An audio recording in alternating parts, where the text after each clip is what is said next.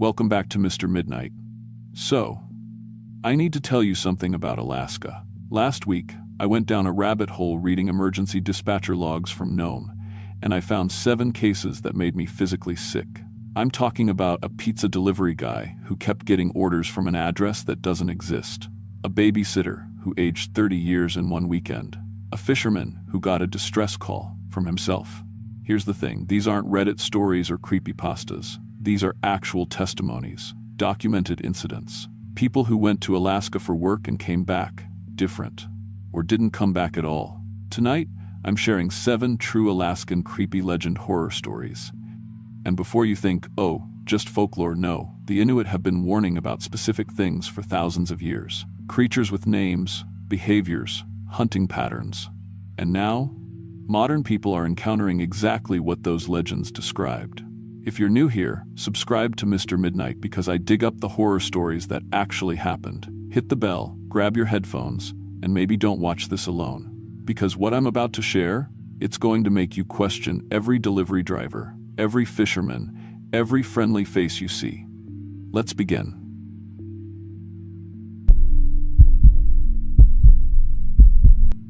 Number most disturbing true Alaskan creepy legend horror stories. Number. The breathing snow, enhanced version. My name is Maya Chen, and I killed 2 children by keeping them alive. That's not how the newspapers told it. That's not what the rescue reports said. But after 3 years of night terrors and therapy sessions that go nowhere, I know the truth about what happened in that cabin outside Anchorage. I know what I fed to something that should have stayed hungry. I've been babysitting since I was 13, started with my cousin while Aunt Lynn worked double shifts at the fish cannery. By 16, I had my CPR certification, first aid training, and a reputation parents trusted. I was the responsible one. The one who showed up on time, who didn't invite boyfriends over, who actually read the emergency contact sheets instead of just sticking them on the refrigerator. Maya Chen, teenage saint, protector of children, too naive to understand that some hungers are older than civilization. The Hartwells hired me every other weekend. Tom worked for BP, Sarah was an ICU nurse. Their twins, Emma and Jake, were 6. Old enough to understand rules, young enough to still believe in monsters under the bed. Sweet kids who said please and thank you, and always brushed their teeth without being asked 3 times. I loved those kids. That's what makes everything else so much worse. February 14th, 2022. Their anniversary weekend. Tom and Sarah had reservations at the Captain Cook Hotel downtown, dinner and theater tickets, the whole romantic getaway. The weather forecast called for light snow, 3 to 4 inches. Nothing unusual for Alaska in February. I packed my overnight bag with calculus homework and granola bars, planning a quiet weekend of movies and board games. The cabin sat on 40 acres of wilderness, 23 miles northeast of Anchorage proper. Built in 1987 by Tom's father, it was designed to weather Alaskan storms, triple-pane windows, backup generator, wood-burning stove, and a pantry stocked like a bomb shelter. The kind of place that could sustain a family for weeks if necessary. Maya, honey, if the weather gets nasty, don't worry, Sarah said, adjusting the thermostat before they left. This house has survived everything Mother Nature's thrown at it for 35 years. Generator's automatic landline works when cell towers don't, and Tom's dad stored enough canned goods to feed a small army. Tom loaded their overnight bags into his F-150. Emergency numbers are on the fridge, but you won't need them. Kids go to bed at 8:30, and they know the rules about staying in their rooms after dark. After dark? I asked. Tom and Sarah exchanged a look, one of those married couple glances loaded with meaning I couldn't interpret. Just an old family rule, Sarah said carefully. Kids stay in their bedrooms between sunset and sunrise. We've had issues with sleepwalking. The snow started falling around 4 p.m., just as I was heating up leftover pizza for the twins' dinner. Big, wet flakes that stuck to the windows and made the forest look like a snow globe. Emma and Jake pressed their faces against the glass, fogging it with their breath and drawing smiley faces in the condensation. Tell us the hungry ghost story, Emma said as I tucked them into bed at 8:30. What hungry ghost story? I asked. Daddy tells it sometimes, Jake explained. About the invisible people who get really hungry in winter and eat heat from houses. That sounds too scary for bedtime, I said, but Emma was already shaking her head. It's not scary, they're just hungry. Daddy says his grandpa used to leave food outside for them during blizzards, so they wouldn't come inside looking for warmth. I filed that away as typical Alaskan folklore. The kind of stories families told to explain weird house noises during storms. I kissed them both goodnight and went back to the living room to tackle my calculus homework. That's when I first heard the breathing, not human breathing, something deeper, slower, like the house itself was drawing air into massive lungs hidden in the walls. The sound synchronized perfectly with the wind outside, as if the storm and the building were breathing together. I stopped working and listened carefully. The sound was definitely coming from inside the house, a soft whooshing that seemed to originate from everywhere at once. Old houses settle, I told myself. Air pressure changes during storms, perfectly normal. By 10 p.m., the snow was falling so hard I couldn't see the mailbox at the end of the driveway. My weather app showed 9 inches had fallen, with another 14 to 18 expected overnight. The wind was picking up too, rattling the windows and making the roof timbers groan like ship masts in a gale. That's when I noticed the snow on the windows wasn't random anymore. The wind was sculpting the accumulation into shapes. Indentations that looked like eye sockets, raised ridges that could have been noses, horizontal slashes that resembled mouths. They weren't random weather patterns. They were faces, dozens of them, pressed against every window like invisible people were standing outside in the blizzard, breathing on the glass. I checked the thermostat, 72 degrees, same as when Tom and Sarah left. But my breath was starting to mist when I exhaled, tiny puffs of vapor that shouldn't exist in a heated house. I cranked the temperature up to 76 and added 2 more logs to the fireplace. The breathing sound was getting louder. At midnight, Emma started crying. I found her sitting up in bed, staring at the window where snow had piled up almost to the sill. The wind was howling so loud it did sound like voices, high, keening wails that could have been either weather or something else entirely. "Maya," she whispered, "the hungry people are walking around the house." "What hungry people, sweetie?" "The ones Daddy told us about. They're invisible, but they're walking in circles around the house. Look at the snow." I looked where she was pointing. In the ambient light from the house, I could see depressions in the snow, not footprints exactly, but oval indentations about 18 inches long, spaced roughly 2 feet apart. They formed a continuous path around the entire cabin, from the front door around to the back deck and up the other side. The marks were too regular to be wind patterns, too organized to be animal tracks. They looked like something invisible and roughly human-sized was walking endless circles around our house. "It's probably just the wind, Em. Let's get you back to sleep." But Jake was awake now too, both twins staring out their window with that peculiar intensity children get when they're processing something adults can't see. "They're not mean," Jake said matter-of-factly. "They're just really, really hungry. Winter makes them hungry." "How do you know that?" I asked. "They told us. In our dreams before we woke up, they said they've been walking for a long time and they smell food in our house." A chill that had nothing to do with temperature ran down my spine. "They talked to you in your dreams?" Emma nodded. "They said winter makes them so hungry their bellies hurt, and they can smell warm food and warm people inside houses." I tucked them back in with extra blankets and told them it was just nightmares, but something about their matter-of-fact delivery made my skin crawl. They weren't scared.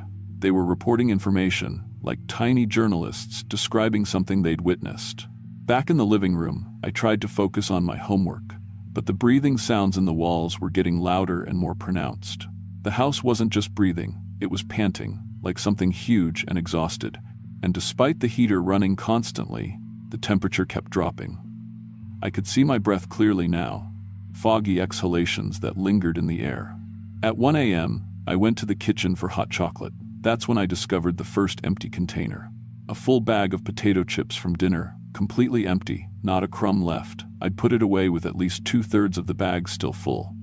I checked on the twins, both deeply asleep. I examined the bag carefully. No tears, no evidence of mice or insects. The bag was simply empty, as if someone had methodically eaten every chip without leaving a trace. I started checking other food.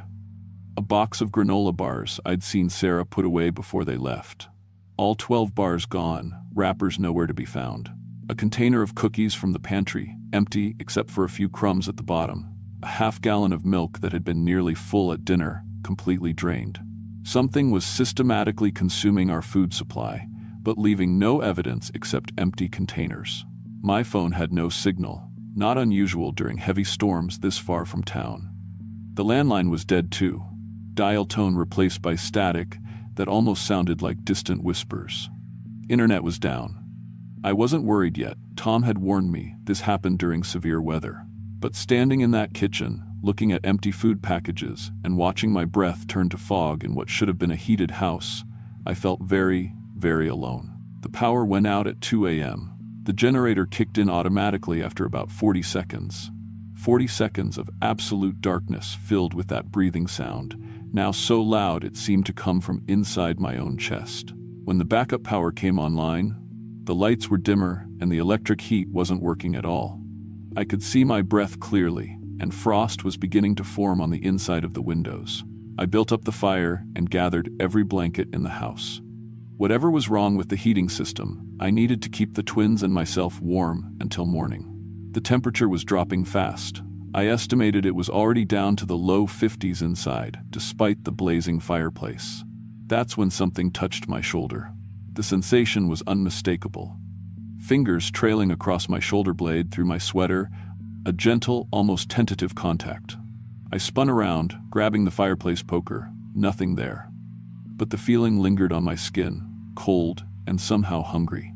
I checked every room, every closet, behind every piece of furniture. Empty. But when I returned to the living room, there were new handprints on the mirror above the fireplace. 5-fingered impressions outlined in frost, much larger than any human hand I'd ever seen. The handprints were appearing everywhere now. On windows, on the kitchen counter, on the coffee table. Frost forming in the perfect shape of enormous human hands, as if something invisible was touching every surface in the house, leaving frozen evidence of its presence. The breathing sound was no longer coming from the walls. It was right beside me, soft and desperate and completely invisible. So hungry, so cold, please. I grabbed the twins from their beds. They were shivering under their covers, lips starting to turn blue despite the pile of blankets I'd given them. I wrapped them in everything I could find and brought them to the living room, setting them directly in front of the fire. "The hungry people are inside now," Emma observed, as if commenting on the weather. "How many?" I asked, because something about her calm certainty made me believe she could see things I couldn't. Jake looked around the room with that peculiar focused stare. 3. A mother and 2 children. They've been walking in the cold for a really long time.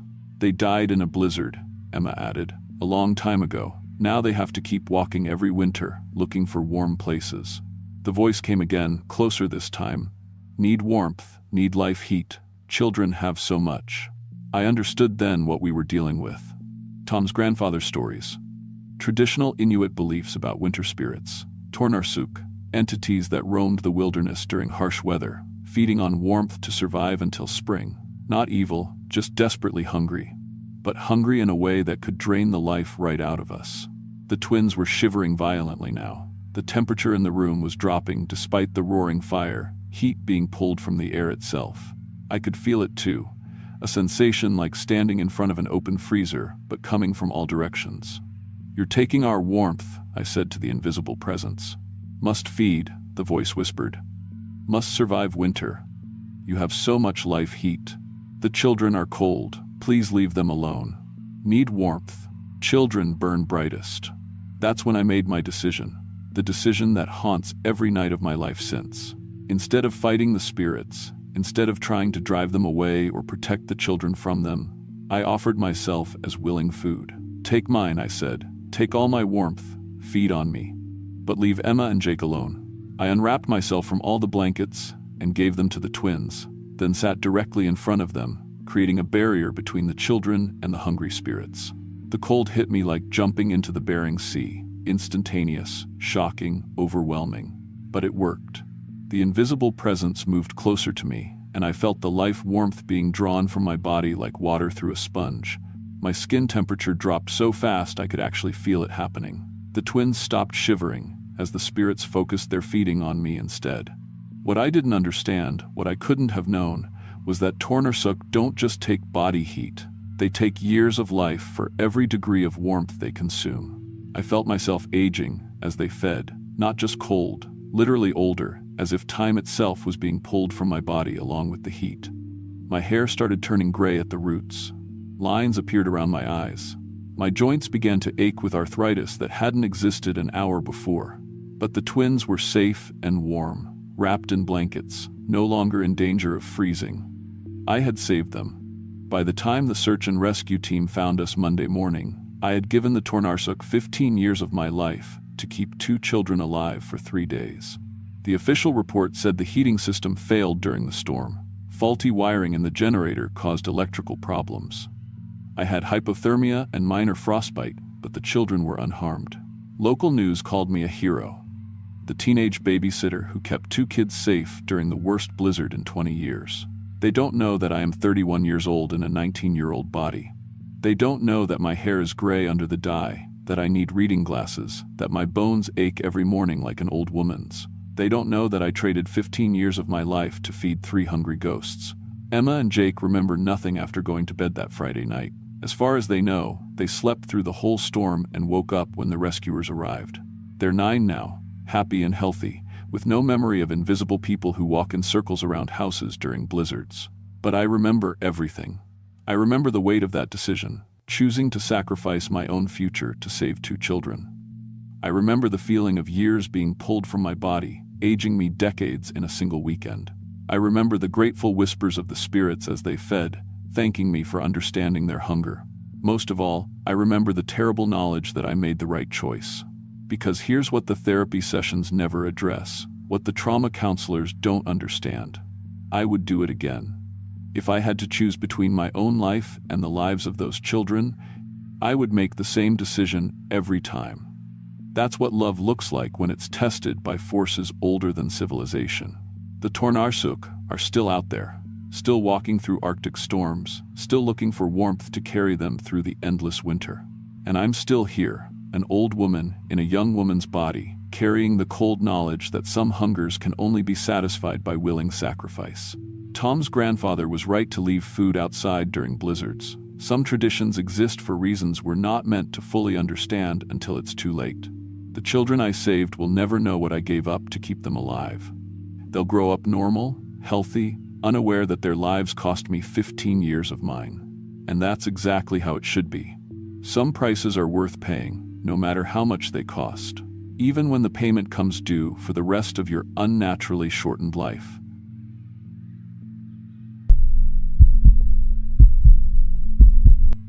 My name is Danny Rodriguez, and I've been delivering pizza for Tony's Original in Sitka for 8 months now. Before you think this is just another job story, let me tell you something. Those 8 months feel like 8 years when you're slowly losing your mind. Every Tuesday night, something happens that makes me question everything I know about reality, about life, about death. I started this job because my family couldn't afford to send me to college any other way. My mom cleans hotel rooms for 12 hours a day, and my dad works construction when his back allows it. The night shift at Tony's pays $15 an hour plus tips, and in a town where rent costs $1,200 for a studio apartment, that money means the difference between getting an education and staying trapped in poverty forever. I delivered to every address in Sitka at least 3 times before this started. Historic district, new subdivisions, the sketchy trailer parks off Halibut Point Road, I knew them all. I could navigate these streets blindfolded, even when the winter fog rolled in so thick you couldn't see your own headlights. But what started happening 6 weeks ago changed everything. I thought I understood about this place. My Tlingit grandmother always warned me, had hungry spirits in the water. The pizza delivery car is a 2015 Honda Civic with 201,847 miles on the odometer. I know that number by heart now because I check it obsessively every shift. The GPS is an ancient Garmin that Tony bought at a pawn shop, and the radio picks up exactly 2 stations clearly, KFW Classic Rock and some AM talk radio that mostly broadcasts fishing reports and conspiracy theories about government mind control. That Tuesday in October started like any other. Clocked in at 6 p.m., temperature dropping to 28 degrees, early snow dusting the mountains around town. I did my usual equipment check. Warming bag zipped properly, pepper spray in the glove compartment, Tony's rule, after a driver got robbed 2 years ago, and enough gas to last the night. Tony handed me the first batch of orders: Mrs. Patterson's weekly pepperoni and sausage, the crew at Anderson's Auto getting their usual meat lovers, and 3 orders for the Coast Guard station. The routine felt comforting, safe. I had no idea I was already dead. Around 9:15 p.m., after the dinner rush died down, I was parked outside the Sitka Sound Brewing Company, waiting for my next run, when the shop phone rang. Through the window, I watched Tony answer it. He talked for maybe 30 seconds, wrote something down, then walked out to my car with that confused expression he gets when customers give weird instructions. "Got a strange one for you, Danny. Customer wants a large pepperoni delivered to the old cannery at the end of Sawmill Creek Road. Said to follow the water line until I see the blue building." He handed me the receipt. No street address, no apartment number, just those directions written in his shaky handwriting. The name on the order read K. Teka, and the phone number was all zeros. "Tony, there's no cannery on Sawmill Creek Road. That whole area is just vacation homes now." "I know, but the credit card went through fine. $18.50 plus whatever tip they want to give you. Customer said you'd understand when you got there." I should have refused right then. Should have told Tony that delivering to non-existent addresses wasn't in my job description. But I needed every dollar I could make. My tuition payment was due in 3 weeks, and I was still $400 short. I loaded the pizza and drove through downtown Sitka, past the college, past the last streetlights, onto Sawmill Creek Road. This was familiar territory during daylight. Expensive houses with big windows facing Sitka Sound, well-maintained driveways, mailboxes with clear numbers. But at night, especially in the fog that was now rolling in from the water, everything looked different. The GPS signal died about 2 miles out, which wasn't unusual. The mountains around Sitka interfere with satellite reception, and cell service gets spotty near the water. But I'd driven this road dozens of times. I knew it dead-ended at the state park entrance. As I drove further from town, the houses became older and more spread out. The mailboxes stopped having numbers painted on them. Then they stopped altogether. The asphalt gave way to gravel, and my headlights started picking up potholes that definitely hadn't been there during my last daytime delivery to this area. After about 15 minutes of driving on what was barely a road anymore, my headlights illuminated a blue building sitting right on the water's edge. It was a small structure, maybe 800 square feet, with weathered blue siding and broken windows. It looked like it had been abandoned for decades. Definitely not a house, definitely not a modern building. The architectural style looked like 1920 seconds. Industrial construction. Utilitarian concrete foundation.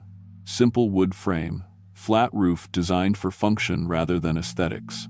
A man was standing in front of the building, waiting. He appeared to be in his 50s, wearing a faded flannel shirt, jeans, and work boots. He waved when my headlights hit him and walked toward the car with the casual gait of someone expecting a pizza delivery. "You Danny?" he asked as I got out with the pizza box. "Yeah, large pepperoni, $18.50. He reached into his pocket and pulled out what looked like a $20 bill. But when he handed it to me, the paper felt wrong. Too thick, too rough, and it smelled like low tide, that mixture of rotting kelp, dead fish, and salt water that makes you want to hold your breath. "Keep the change," he said, taking the pizza box. I looked down at the money in my hand. In the dim glow of my car's interior light, the bill looked old. Really old. Instead of modern green currency, this looked like something from the 1920 seconds. Different size, different color, different typeface for the printing. "Thanks," I said, but when I looked up, the man was already walking back toward the building.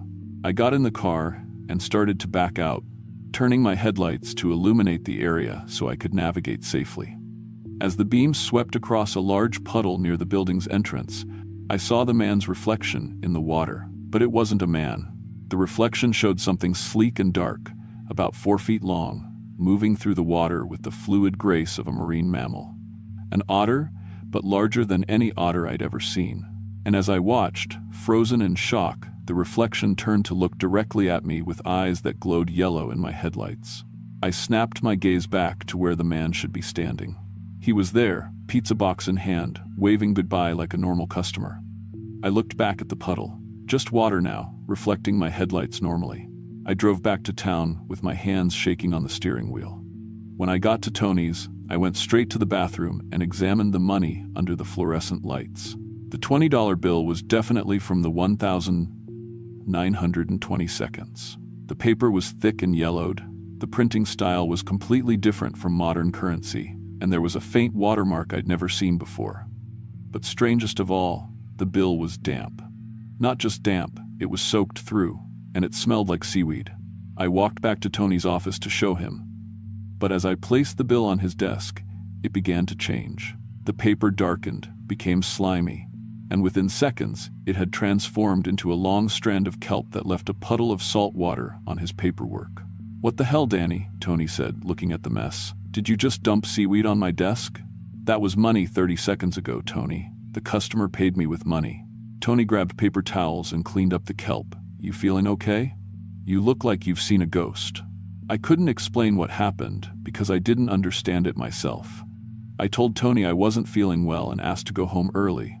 He let me go, but I could see the concern in his eyes.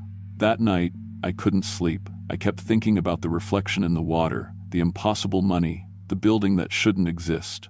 I researched Kushtaka legends online until 3 a.m., reading stories my grandmother had told me as warnings, not entertainment. Kushtaka are shape-shifting spirits that live in the water around Southeast Alaska. They can appear human but are actually giant otters. They lure people to dangerous places near water, then drag their souls into the ocean to join their supernatural collection.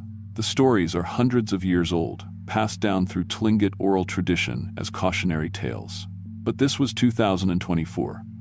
I was a college student delivering pizza, not some character in a folklore tale. The next Tuesday, I tried calling in sick. Tony was short-staffed and offered me time and a half for working. I needed the money. Same routine until 9:15 p.m., same phone call, same impossible order. "Same customer as last week," Tony said. "Same address, another large pepperoni." "Tony, that place doesn't exist. I looked it up on satellite maps. There's no blue building at the end of Sawmill Creek Road." "Danny, the credit card payment went through again. It's a legitimate order. Just deliver the pizza and come straight back." I didn't want to go. But refusing would mean explaining everything that happened the week before. And who would believe that story? I loaded the pizza and drove out Sawmill Creek Road again. This time, something was fundamentally wrong with the journey itself. The houses along the route looked different. Not just older, but from different time periods entirely. I passed what appeared to be a 1,940 seconds era gas station with hand-painted signs advertising cigarettes for 25 cents. I saw houses with architectural styles from the 1,960 seconds that I'd never noticed before, even though I'd driven this road dozens of times in daylight. But the most disturbing change was my car's odometer. When I left Tony's, it read 201,847 miles, the same number I'd memorized weeks ago. By the time I reached the blue building, it read 201,923 miles. That was a 76-mile trip. But Sawmill Creek Road was only about 4 miles long. The blue building looked identical to the previous week. Same weathered siding, same broken windows, same man waiting outside. But this time, as he walked toward my car, I noticed that his footsteps made no sound on the gravel. "You Danny?" he asked, exactly like before. "How many times have we done this?" I asked, instead of answering. He smiled, and for just a moment, I saw something else in his mouth. Not human teeth, but rows of small, sharp points designed for gripping slippery fish. "This is only the second time," he said. But his eyes told a different story. He handed me the same old-style currency, and I watched carefully as he reached for the pizza box. In my car's side mirror, I could see his reflection clearly. It wasn't human. It was a massive otter, maybe 6 feet long, moving with that characteristic, flowing motion of aquatic mammals. Its fur was black and wet, and its eyes reflected my headlights like a nocturnal predator. "Thanks for the pizza, Danny," the man said, walking back toward the building. But this time, I didn't leave immediately. I sat in the car, watching. The man entered the building and turned off a light I hadn't noticed before. As soon as the light went out, the entire structure changed. It wasn't a blue building anymore. It was the concrete ruins of an industrial facility. Broken walls, rusty rebar, shattered windows, the whole thing covered with decades of moss and kelp growth. It looked like a cannery that had been abandoned since the 1920s and slowly reclaimed by the ocean. But when I blinked, it was a blue building again. I drove back to town, my mind racing. The odometer showed another impossible reading, 76 miles again. The money turned to kelp again. But this time, I started paying attention to other details. My gas gauge hadn't moved, even after supposedly driving 152 miles total. The radio had been playing the same 3 songs on repeat without any commercials or DJ announcements. And my phone showed no record of the time I'd spent driving. According to the timestamp on my text messages, I'd been gone for exactly 0 minutes. The 3rd week, I tried everything I could think of to avoid going. I called in sick, but Tony guilted me into coming in anyway. I tried taking a different car, but mine was the only one available. I even considered quitting, but I couldn't afford to lose the job so close to my tuition deadline. At exactly 9:15 p.m., the phone rang. Same order, same customer, same impossible address. But this time, as soon as I started the car, my radio began picking up something that made my blood freeze. Mayday, Mayday, this is fishing vessel Northern Star, taking on water 2 miles north of Sawmill Point. We're going down fast, need immediate assistance. Coast Guard, this is recreational boat Wanderlust. Our engine's dead and we're drifting toward the rocks. Can anyone hear us? Emergency, this is tour boat Sitka Explorer. Our life jackets aren't working. They're pulling us underwater instead of keeping us afloat. All the voices sounded terrified. All of them sounded like they were drowning, and they kept coming, one after another, different voices from what seemed like different decades. I could hear background music from the 1,940 seconds on some transmissions, 1,980 seconds. Pop music on others, modern hip-hop on the most recent ones. I tried turning the radio off, but the voices kept coming through, dozens of them, all distress calls from boats in trouble around Sitka Sound, all ending the same way, in sounds of gurgling water and terrified screaming, then static silence. As I drove towards Sawmill Creek Road, the voices got louder and more frantic. But underneath all the emergency calls, I started hearing something else that made me pull over and vomit on the roadside. I heard my own voice. This is Danny Rodriguez. I deliver pizza for Tony's Original. My car went off the road into the water near Sawmill Creek. The doors won't open. The windows won't break. Water's coming in fast. I can't swim very well. Someone please help me. I don't want to die like this. My voice cut off in a sound of bubbling water and desperate gasping, then nothing. I sat on the side of the road, shaking, trying to process what I'd just heard. My own death, broadcast on my car radio like it was happening in real time. But I was alive. I was sitting in my car, breathing, heart pounding, completely alive. Wasn't I? I looked at my hands on the steering wheel. They looked normal, but when I held them up to the streetlight, I could see through them. Just slightly, like looking through frosted glass, but enough to know something was fundamentally wrong. I touched my chest, feeling for a heartbeat. Nothing. I tried to take a deep breath. My lungs didn't respond. I checked my pulse at my wrist, my neck, anywhere I could think of. No pulse anywhere. I was dead. The realization didn't hit me all at once. It crept in like cold water, starting with denial, then confusion, then a growing horror that consumed everything else. I was dead, but I was still here, still working, still delivering pizzas. How long had I been dead? I forced myself to drive to the blue building, my mind reeling with questions and a growing sense of dread about what I was about to learn. The man was waiting as always, but this time he wasn't pretending to be normal. His eyes glowed yellow in my headlights. His fingernails were too long and too sharp. When he smiled, I saw rows of predator teeth designed for tearing flesh.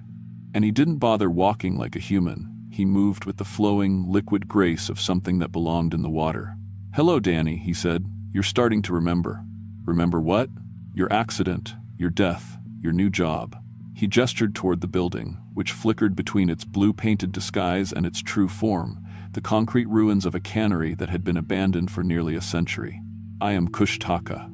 Your people knew us well before the white men came with their skepticism and their science. We collect souls from the water, but it's so much more efficient when someone brings them to us. I don't understand. You died 6 months ago, Danny. Right here. Your car went off the road during a delivery run on a night just like this one. The impact knocked you unconscious, and you drowned in your seatbelt, trapped underwater. Images started flooding back. The rain that night, hydroplaning on a curve, the sickening sensation of the car leaving the road, the icy shock of water rushing in through broken windows, the panic of trying to escape while the car sank. The growing darkness as my lungs filled with Sitka sound. But you were such a dedicated employee, the Kushtaka continued. Even in death, you couldn't abandon your responsibilities, so I gave you a new purpose. You keep delivering for me. Delivering what? People, Danny, you've been leading them to me. Customers who follow your pizza car thinking you're leading them to safety when they're lost in the fog. Hikers who trust you when you offer directions back to town. Tourists who believe you when you say you know a shortcut to their hotel. He pulled out a thick stack of delivery receipts, all signed with my handwriting. As I looked through them, horror washed over me in waves. There were dozens of them, all dated after my death, all signed by me. And attached to each receipt was a Polaroid photograph. A middle-aged woman standing by her car on a dark road, smiling gratefully as I pointed toward the water. A young couple holding hands, following my taillights down a path that led nowhere but the rocky shoreline. A family with small children, trusting my advice about the safe route around a washed-out bridge. All of them had ended up in the water, all of them had drowned, and all of them were now part of the Kushtaka's collection. You've been very productive, he said. 43 souls in 6 months, much more efficient than hunting them myself. I looked at the photographs again, and this time I could remember each encounter. The grateful woman whose car had broken down. I'd told her there was a mechanic at the end of the road who stayed open late. The young couple who'd gotten separated from their hiking group, I'd offered to lead them back to the main trail. The family whose GPS had stopped working, I'd given them detailed directions that led them directly to the deepest part of the sound. All of them had trusted me because I was just a pizza delivery driver, someone safe, someone helpful, someone who belonged in the normal world. I killed them, I whispered. You collected them, the Kushtaka corrected. Just like you're supposed to. Just like you'll keep doing. The radio in my car crackled to life again, and I heard the voices of all my victims. 43 different people calling for help as they drowned, all of them betrayed by someone they'd trusted. I fell to my knees in the gravel, sobbing, but no tears came. Dead people don't cry. Why? I asked. Why are you doing this to me? Because you're perfect for the job, Danny. You're young, harmless-looking, working class. People trust you instinctively. And because you died here, your spirit is bound to this place. You can't leave, you can't rest, and you can't refuse my orders. I looked around desperately, trying to find some escape, some solution. But I was surrounded by water on 3 sides, and the road behind me led back to a town where I'd been reported missing 6 months ago. What happens to the people I bring you? Their bodies feed the waters of Sitka Sound, their spirits join my collection, and eventually, when I have enough, I'll use their combined power to expand my territory. Maybe all of Southeast Alaska, maybe the entire Pacific Northwest. The Kushtaka handed me another pizza box I hadn't noticed before. Speaking of which, you have another delivery to make tonight. There's a lost family camping at Sandy Beach. Their GPS stopped working, and they're looking for directions back to the main highway. I told them a helpful pizza delivery driver would find them. I stared at the box in horror. Inside was another receipt with my signature. Another address that led to death. Another opportunity to betray innocent people's trust. I won't do it. You don't have a choice, Danny. You're dead. I own your soul. You'll do exactly what I tell you to do. He was right. I could feel his control over me, like invisible chains around my consciousness. My body started walking toward the car against my will. My hands opened the door and placed the pizza box inside. My feet pressed the accelerator as we drove toward Sandy Beach.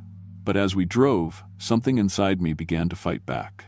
I thought about my grandmother's stories. She'd always said the Kushtaka were powerful, but not invincible. They could be tricked, bargained with, even defeated by someone clever enough and brave enough to challenge them directly.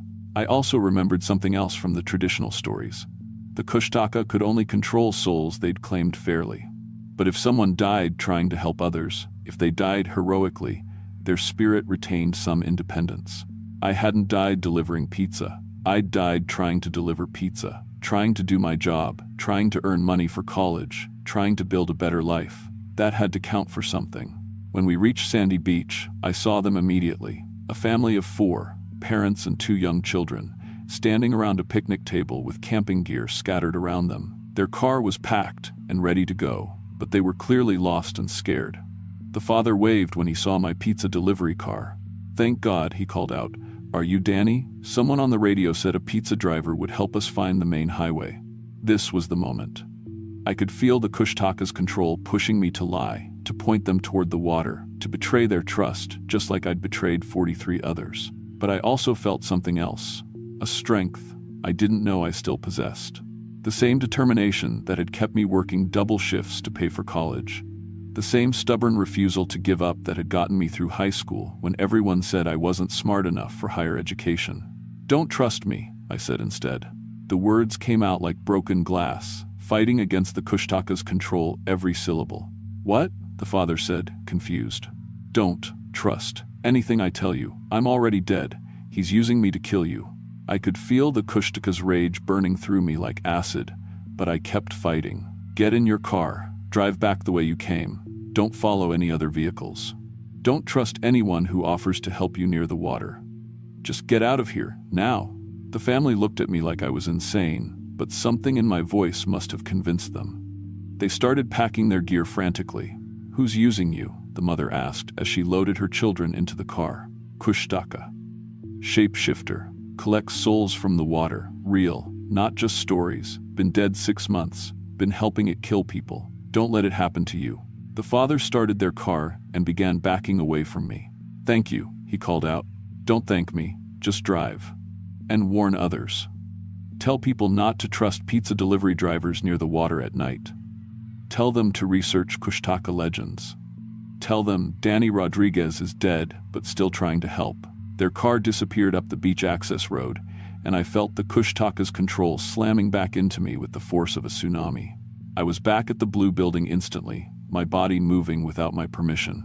The Kushtaka was waiting, and he was furious. "You cost me 4 souls," he said, his human disguise completely abandoned now. He stood 8 feet tall, covered in wet black fur, with glowing yellow eyes and claws that looked like they could cut through steel. "Good," I managed to say. "You think you've won something? You're still mine, Danny. You'll always be mine.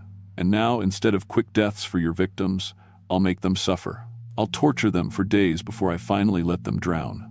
Then I'll keep warning them, every single one. We'll see about that." Pain exploded through my consciousness as the Kushtaka's power tore at my spirit. But I held on to one thought. I'd saved 4 people. 4 innocent people who would go home to their families because I'd found the strength to fight back. It wasn't enough to make up for the 43 I'd killed. Nothing could ever make up for that, but it was a start. "You want to play the hero?" the Kushtaka snarled. "Fine, but heroes don't last long in my territory." The next thing I knew, I was back in my pizza delivery car, driving through Sitka with another delivery order. But this time, I wasn't heading to victims. I was heading to other people who might be in danger from supernatural threats. Over the next few weeks, I began to understand the new rules of my existence. I was still dead, still bound to the Kushtaka's territory, still forced to drive delivery routes at night. But now, instead of leading people to their deaths, I was compelled to warn them about dangers, to help them escape, to fight back against the creature that had enslaved me. It wasn't freedom, it wasn't redemption, but it was resistance. The delivery receipts I left behind started showing up all over Sitka, soaked with seawater, covered in kelp, but always containing the same message: stay away from the water at night. Don't trust helpful strangers near the shoreline. Research Kushtaka legends. Danny Rodriguez died trying to warn you. Tony found the first one on his desk and threw it away, thinking it was a prank. But when they kept appearing, in mailboxes, under windshield wipers, slipped under doors all over town, people started paying attention. The local newspaper ran a story about the ghost pizza driver who left supernatural warnings around town. Tourism officials tried to dismiss it as a marketing stunt, but people who'd grown up hearing Tlingit stories from their grandparents knew better. They started staying away from the water after dark. They stopped trusting strangers who offered help near the shoreline. They researched the old stories and remembered why their ancestors had always been careful around Sitka Sound at night. The Kushtaka's hunting became much more difficult. I don't know how long this war between us will last. Maybe forever. Maybe until one of us finds a way to destroy the other completely. But every night I prevent another family from drowning. Every warning that keeps someone safe. Every small victory against the creature that enslaved me. It's worth the eternal torment. I'm still Tony's most reliable driver. I still always find the address. I still always come back with the right change. But now, instead of serving death, I serve warning.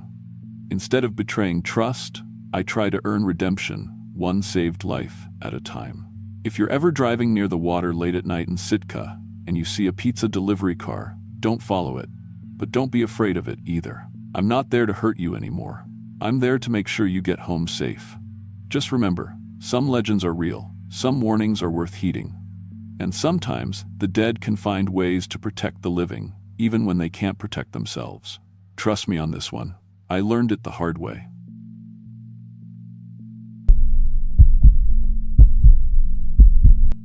My name is Rebecca Moore, and I've been a home health aide for 8 years. I got into this work because I watched my grandmother die alone in a state facility that smelled like bleach and broken dreams. I swore I'd never let that happen to anyone else. I've held the hands of dying strangers, cleaned wounds that would make most people vomit, and watched families tear themselves apart over inheritance while their loved ones rotted in hospital beds. I thought I'd seen every possible way the human body could fail, every way death could claim someone. But what happened last winter in a remote cabin outside Ketchikan taught me that death isn't always the end. Sometimes, it's just a different kind of hunger. The Dena'ina people have a word, Kainatnu, that roughly translates to the green that feeds on the living. For 200 years, they refused to hunt in the area where Alice Tanner's cabin now stands. The elders say the plants there learned to taste human flesh during the 1918 flu pandemic, when desperate families buried their dead in shallow graves and the roots found them. I wish I'd known that before I took the job. The assignment came through my agency on a Tuesday morning in November. Mrs. Alice Tanner, 89 years old, living alone in a cabin about 40 minutes outside town. Former botanist from the University of Alaska, no family left, needed someone to check on her 3 times a week. The pay was exceptional, 3 times my normal rate, which should have been my first warning. My supervisor, Janet, handed me the file with trembling fingers. She'd worked in home health for 20 years, but I'd never seen her look scared before. "Rebecca, I need to ask you something, and I need you to be honest. Have you ever experienced anything unusual with plants? Like allergic reactions, unexplained growth, anything like that?" "What kind of question is that? Just answer me." "No, nothing like that. I can barely keep a houseplant alive." Janet stared at the file like it might bite her. Mrs. Tanner specifically requested someone with no botanical knowledge, the last 3 aides we sent. She trailed off. "What happened to them?" "They quit, all of them, after just 1 visit. Said the place made them feel sick. I needed the money desperately. My student loans were crushing me, and my regular clients barely covered rent. Janet, I can handle a difficult patient. I've dealt with dementia, aggression, you name it. This isn't about her being difficult." Janet's voice dropped to a whisper. "Rebecca, promise me you'll call every day, and if anything feels wrong, anything at all, you leave immediately." The drive to Alice's place wound through some of the most desolate country I'd ever seen. Dense forests of black spruce pressed against the road like they were trying to reclaim it. The deeper I went, the more wrong everything felt. The trees were too green for November, their needles somehow lush and vibrant despite the snow beginning to fall. About 10 miles before the turnoff to Alice's cabin, I passed a historical marker I hadn't noticed on the map. I pulled over to read it. In memory of the 37. During the influenza pandemic of 1918 to 1919, a homesteading community in this area was completely wiped out. Bodies were discovered in spring 1920, but the exact location of the settlement was never found. Local indigenous peoples report the dead were taken by the green hunger and refused to enter this region. The marker was weathered and barely legible, like someone wanted it forgotten. When I finally reached Alice's cabin, I sat in my car for 5 full minutes, engine running, staring at what couldn't possibly exist. The cabin itself was normal enough. Log construction, metal roof, smoke rising from the chimney, but the garden surrounding it was an abomination against nature. Roses bloomed in full glory, their petals so deep red they looked like fresh blood. Sunflowers stood 8 feet tall, their massive heads tracking my movement like yellow eyes. Vegetables grew in impossible abundance. Tomatoes the size of softballs, corn stalks that rustled with their own wind, squash vines that seemed to pulse like veins. My dashboard thermometer read 19 degrees. Everything should have been dead. But it wasn't just the impossible growth that made my skin crawl. The plants were too aware. When I stepped out of my car, every flower turned toward me. Not gradually, like plants following the sun, but all at once, with predatory focus. Alice answered the door before I could knock, as if she'd been watching through the peephole. She was tiny, maybe 5 feet tall, with silver hair that hung to her waist in a single braid. Her dress was the color of spring moss, and she wore no shoes despite the cold. But it was her eyes that stopped me cold. They were the pale green of new growth, with pupils that seemed too large for the dim light. "You must be Rebecca," she said, and her voice had an odd quality, like wind through dry leaves. "I've been waiting for you. I've been waiting for you. Mrs. Tanner, I'm from Caring Hearts Home Health. I'm here to—" "I know exactly why you're here, dear." Her smile revealed teeth that were too sharp, too many. Come in. And please, call me Alice."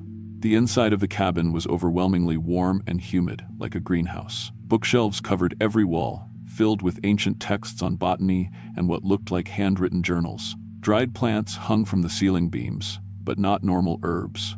These were specimens I didn't recognize, twisted and dark, some still dripping a viscous green fluid into mason jars below. The smell was the worst part, sweet, like overripe fruit, but underneath was something else. Something that reminded me of the morgue where I'd picked up my grandmother's death certificate.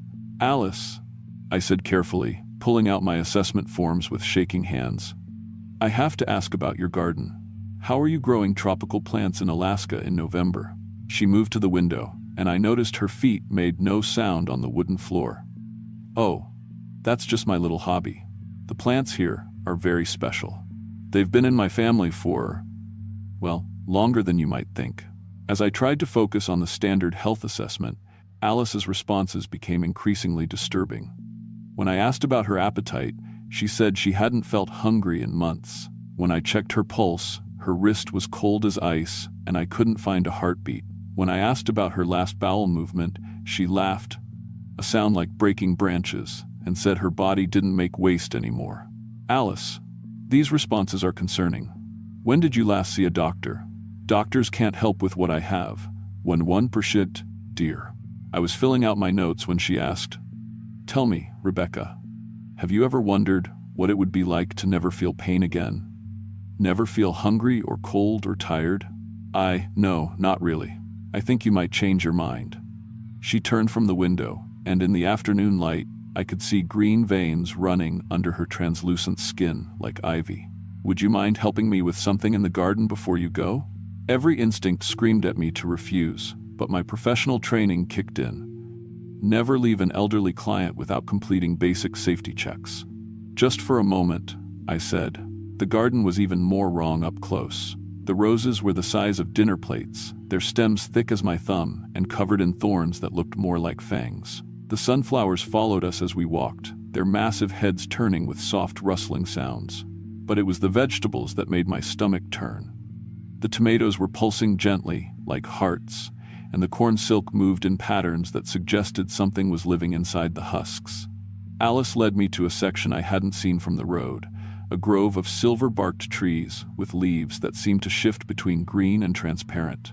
At the base of the largest tree was a ring of smaller plants that looked disturbingly like tiny human figures, their root systems visible through the clear soil. "These are very old," Alice said, running her hand along one of the trunks. "They've been here since before the town, before the homesteaders, before anyone who wasn't meant to be here." As she touched the tree, the leaves began to glow with a sickly phosphorescence. The air became thick and sweet, making me dizzy. "How is this possible?" I whispered. Touch it, Alice said. Go ahead, it wants to meet you. I should have run. Should have made an excuse and left. Instead, I reached out and placed my palm against the smooth bark. The tree was warm, feverishly hot despite the cold air. But worse than that, I could feel it thinking. Ancient, hungry thoughts that had nothing to do with sunlight and soil. It was aware of me, studying me, and I sensed its approval like a predator recognizing suitable prey. When I tried to pull my hand away, I couldn't. My palm was stuck to the bark, and I felt something thin and sharp pierce my skin. Not painful exactly, but deeply wrong. What's happening? I gasped. Just say hello, Alice said softly. It's been so lonely. Something flowed into my hand through the puncture. Not quite liquid, not quite solid, but warm and invasive. I felt it spreading up my arm like an infection, and everywhere it touched, my skin began to tingle and change. Finally, the tree released me. I stumbled backward, staring at my palm. There was a small hole in the center, already healing, but around it, my skin had turned a pale green. As I watched in horror, the discoloration began to spread. What did you do to me? I didn't do anything, dear, but the garden has chosen you, just like it chose me 40 years ago. I ran.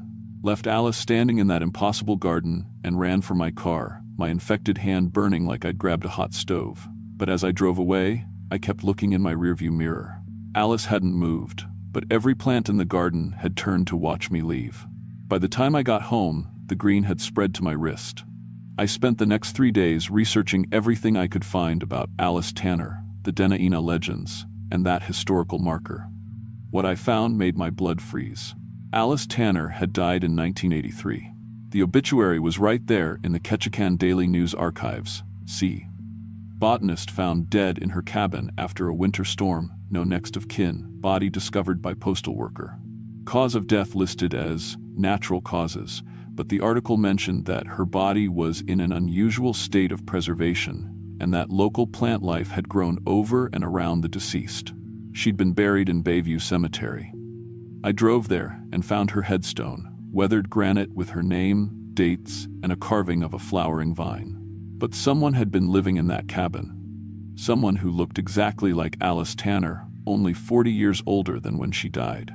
The green infection had spread to my elbow by then, and it was changing more than just the color of my skin. I could feel things I'd never felt before. The life force of every plant in my apartment, the slow pulse of the oak tree outside my window, the desperate hunger of the dying houseplant on my kitchen counter. And I was starting to understand their language. My phone rang constantly, Janet checking on me, other clients wondering where I was, bill collectors demanding payment. I ignored them all. I couldn't explain what was happening to me, couldn't describe the way my body was slowly changing from the inside out. On Friday, the infection reached my shoulder, and I made a decision that I knew was probably suicide. I had to go back. The drive to Alice's cabin felt like traveling through a fever dream. The trees along the road seemed more alive, more aware of my presence. Birds followed my car for miles, and I swore I could hear them whispering about me in voices I was beginning to understand. When I arrived at the cabin, the garden had changed. It was larger now, extending further into the forest, and the plants were different too, more predatory looking.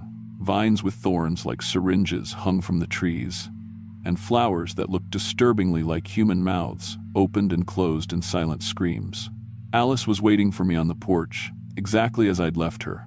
"I wondered when you'd come back," she said. "You're dead." My voice came out as a croak. "I found your obituary. Death is just a word humans use for something they don't understand." Alice stepped off the porch, and I saw that her feet didn't quite touch the ground. My body died, yes, but the plants here, they don't let go of things they find useful. What are you? I'm what you're becoming, Rebecca. The garden needed a caretaker, someone to tend it, feed it, help it grow. I've done my duty for 40 years, but I'm tired. It's time for someone younger to take over. The infection had reached my chest now, and I could feel my heart changing. Each beat was slower, more deliberate, and instead of blood, something thick and green was flowing through my veins. "I don't want this." "You will." Alice smiled, and flowers bloomed at her feet. "Look around you, Rebecca, really look." Against my will, I found myself seeing the garden with new eyes. I could perceive the vast network of root systems beneath the soil, all connected, all communicating. I could feel the slow, patient intelligence that ran through every stem and leaf, and I could sense what it was truly hungry for. Not sunlight, not water, not even soil. It fed on life force itself, human life force. The homesteaders from 1918, I whispered in horror. You consumed them. The influenza was killing them anyway, Alice said matter-of-factly. We simply offered them a different kind of existence. They're still here, you know, part of the garden now, part of something eternal. She gestured toward the grove of silver trees, and now I could see them clearly. The small plants at their base weren't shaped like human figures. They were human figures. Dozens of them, their bodies transformed into living roots and stems, their faces still visible in the bark, mouths open in permanent silent screams. And the health aides who came before me? They weren't suitable. Wrong blood type, wrong spiritual composition. But you. Alice circled me like a predator. You have the gift. The plants sing to you already, don't they? She was right. I could hear them now, their voices growing stronger as the infection spread. They were welcoming me, promising me things beyond human understanding. No more pain, no more aging, no more death. Just eternal service to something ancient and hungry. What happens if I refuse? Alice's kindly expression vanished, replaced by something terrible. Her skin rippled and split, revealing the green growth underneath. Her fingers extended into thorn-covered branches, and her mouth opened to show rows of needle-sharp teeth. You can't refuse, dear. The process is already complete. I looked down at my body and saw she was right. The green infection had spread everywhere, transforming my skin into something that looked more like bark than flesh. My fingernails had become thorns, and when I opened my mouth to scream, flower petals fell out instead of sound. But the worst part wasn't the physical transformation. It was the way my mind was changing. Human concerns, my job, my debt, my future, seemed increasingly insignificant. All that mattered was the garden, the network of living intelligence that I was becoming part of. I tried to fight it, tried to hold on to my humanity, but the plant consciousness was so much older, so much stronger. It showed me visions of centuries past, of the slow spread of its influence across Alaska, of the countless humans it had consumed and transformed over the years. And I realized that I didn't want to fight anymore. The transformation was surprisingly peaceful once I stopped resisting. I felt my consciousness expanding, connecting with every living thing in the garden and beyond. I was part of something vast and ancient and patient, something that had been waiting for someone like me for a very long time. Alice nodded approvingly as I completed the change. Welcome to the family, Rebecca.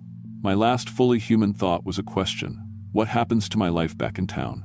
Oh, that's already been taken care of, Alice said, and I saw another version of myself walking toward my car. Identical to me in every way, except for the subtle green tint to her skin and the predatory patience in her eyes. She'll take over your job, pay your bills, live your life. No one will ever know the difference.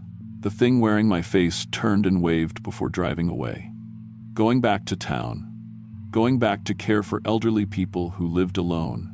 People no one would miss if they disappeared. People who might be suitable for joining our garden. I've been the caretaker here for 3 months now. Alice faded away not long after I took over, her essence finally joining the root network she'd served for so long. Sometimes I can still hear her voice in the wind through the leaves, offering advice about tending to our special plants. My replacement in town is doing excellent work. She's already identified several potential candidates, isolated elderly people with no family, no friends, no one to notice if they vanish. The garden is always hungry for new growth. The Dena'ina were right to avoid this place. They understood what we really are, Kianhatnu, the green that feeds on the living. We've been here much longer than their legends suggest, waiting patiently through ice ages and warming periods, slowly spreading our influence whenever humans venture too close. If you're reading this, you're probably wondering how I'm able to tell this story. The truth is, I'm not entirely gone yet. Some small part of my original consciousness remains, trapped inside this plant hybrid body, screaming warnings that no one can hear. But that part is getting smaller every day. If you ever find yourself driving the remote roads around Ketchikan and see a garden blooming impossibly in the snow, don't stop. Don't even slow down. And if a kindly old woman waves at you from among the flowers, just keep driving. Because the garden is always hungry, and we're always looking for new caretakers. Found among the personal effects of Rebecca Moore, reported missing February 15, 2024. The cabin at the listed address was searched but found empty and abandoned, with no signs of recent habitation. Local indigenous elders declined to comment, stating only that the area has been cursed by green hunger for over 2 centuries.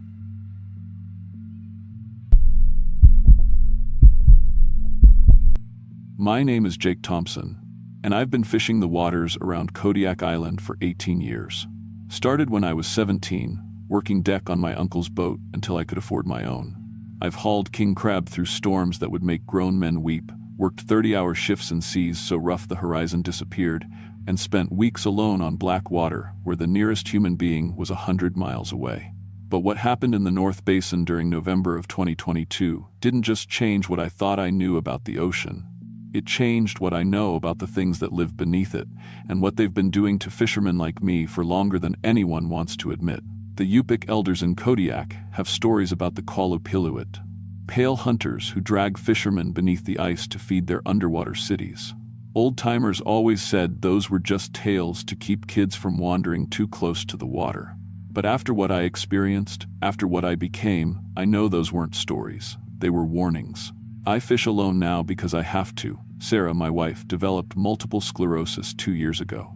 The disease hit her fast and brutal. One day she was chasing our 6-year-old daughter Emma around the yard.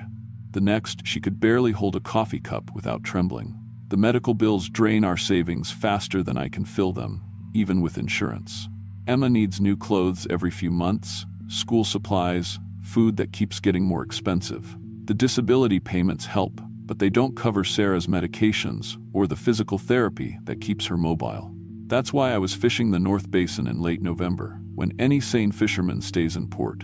The North Basin sits 60 miles northeast of Kodiak, where the continental shelf drops from 200 feet to 800 feet of black water. The currents there bring up nutrients that attract the biggest king crabs, but the weather can turn deadly in minutes, and it's too far from help if something goes wrong. 3 boats have vanished in that area over the past 15 years. The Coast Guard always lists them as lost at sea during severe weather, but locals know better. Locals know that good fishermen don't just disappear, even in bad storms. But when crab prices hit $40 a pound and you're desperate enough, you start thinking maybe you'll be different. Maybe you'll be lucky. I should have known better. The Sarah Marie, named after my wife, is a 36-foot commercial fishing vessel. She's not pretty, but she's reliable.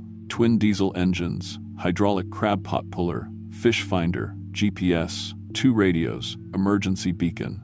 Everything inspected and certified 3 months ago. I loaded her with 40 crab pots, 500 pounds of herring bait, and enough fuel and supplies for 5 days. Left Kodiak Harbor at 4 a.m. on November 15th under a sky the color of old steel. Weather Service predicted a storm front moving in from the northwest, but not for 48 hours. Plenty of time to set my pots, let them fish overnight, and haul them up before the weather turned. The run to North Basin takes 4 hours in good conditions. As I cleared the harbor, the VHF radio crackled with morning chatter from other boats. Weather updates, friendly insults, reports of where the crab were running. Normal sounds that reminded me I wasn't completely alone out here. But as I got further from shore, the voices faded one by one until there was nothing but engine noise and the sound of water against the hull. By 9 a.m., I was in 40-mile-an-hour winds, and the radio was picking up nothing but static. I reached my fishing grounds around noon. The GPS showed me exactly where I wanted to be, along the edge of the continental shelf where the bottom drops from 300 feet to over 600. Perfect king crab territory. The water was dark green, almost black, and so clear I could see 20 feet down despite the depth. That should have been my first warning. Water that deep is never that clear. I started setting my pots along a 3-mile line, spacing them a 1/4 mile apart. Each pot weighs 80 pounds empty, plus 50 pounds of herring bait. Setting 40 pots solo is back-breaking work that takes most of the afternoon, but I've done it hundreds of times. Drop the pot, let the line run out, mark the GPS coordinates, move to the next spot. But something was wrong with my fish finder. The sonar showed the bottom clearly at 400 feet, but there were shadows moving down there. Large shadows. At first, I thought it might be a pod of whales or a school of big fish, but the shapes were wrong. Too regular. Too organized. They moved in patterns that seemed almost deliberate. I adjusted the gain and frequency, thinking it was interference or a malfunction. But the shapes kept appearing, sometimes one massive object, sometimes several smaller ones, always moving in ways that didn't match any sea life I knew. And here's what really bothered me. When I stared directly at the screen, the shapes would fade away. But when I was focused on other work, I'd catch glimpses of movement in my peripheral vision, like something down there knew when I was watching. The air temperature was 38 degrees, normal for November. But my breath started fogging like it was below freezing. Ice began forming on my deck lines and railings, even though the metal should have been too warm for that. The ice formed in strange patterns, not random like normal ice, but in spirals and symbols that hurt to look at directly. I set my last pot as the sun touched the horizon. 40 crab pots spread along the shelf edge, each one marked with GPS coordinates and floating buoy. Standard procedure was to let them fish overnight and pull them in the morning. But something told me I shouldn't wait that long. Something told me I should pull them now, while there was still light.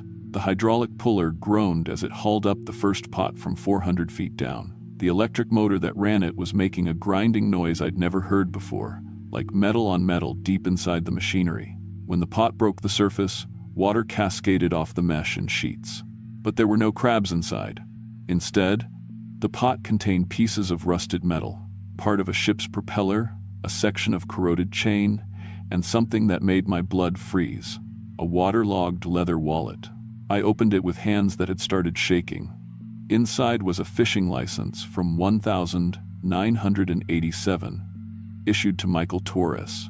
The plastic was cracked and cloudy, but I could still make out the photo. A man about my age with dark hair and kind eyes. I knew that name. Every fisherman around Kodiak knew that name. Mike Torres had disappeared 15 years ago, went out alone during crab season, and never came back. The Coast Guard found his boat floating empty 60 miles northeast of here, exactly where I was fishing now. I threw the wallet back into the water and moved to the next pot. The hydraulic puller fought me, making that grinding noise worse.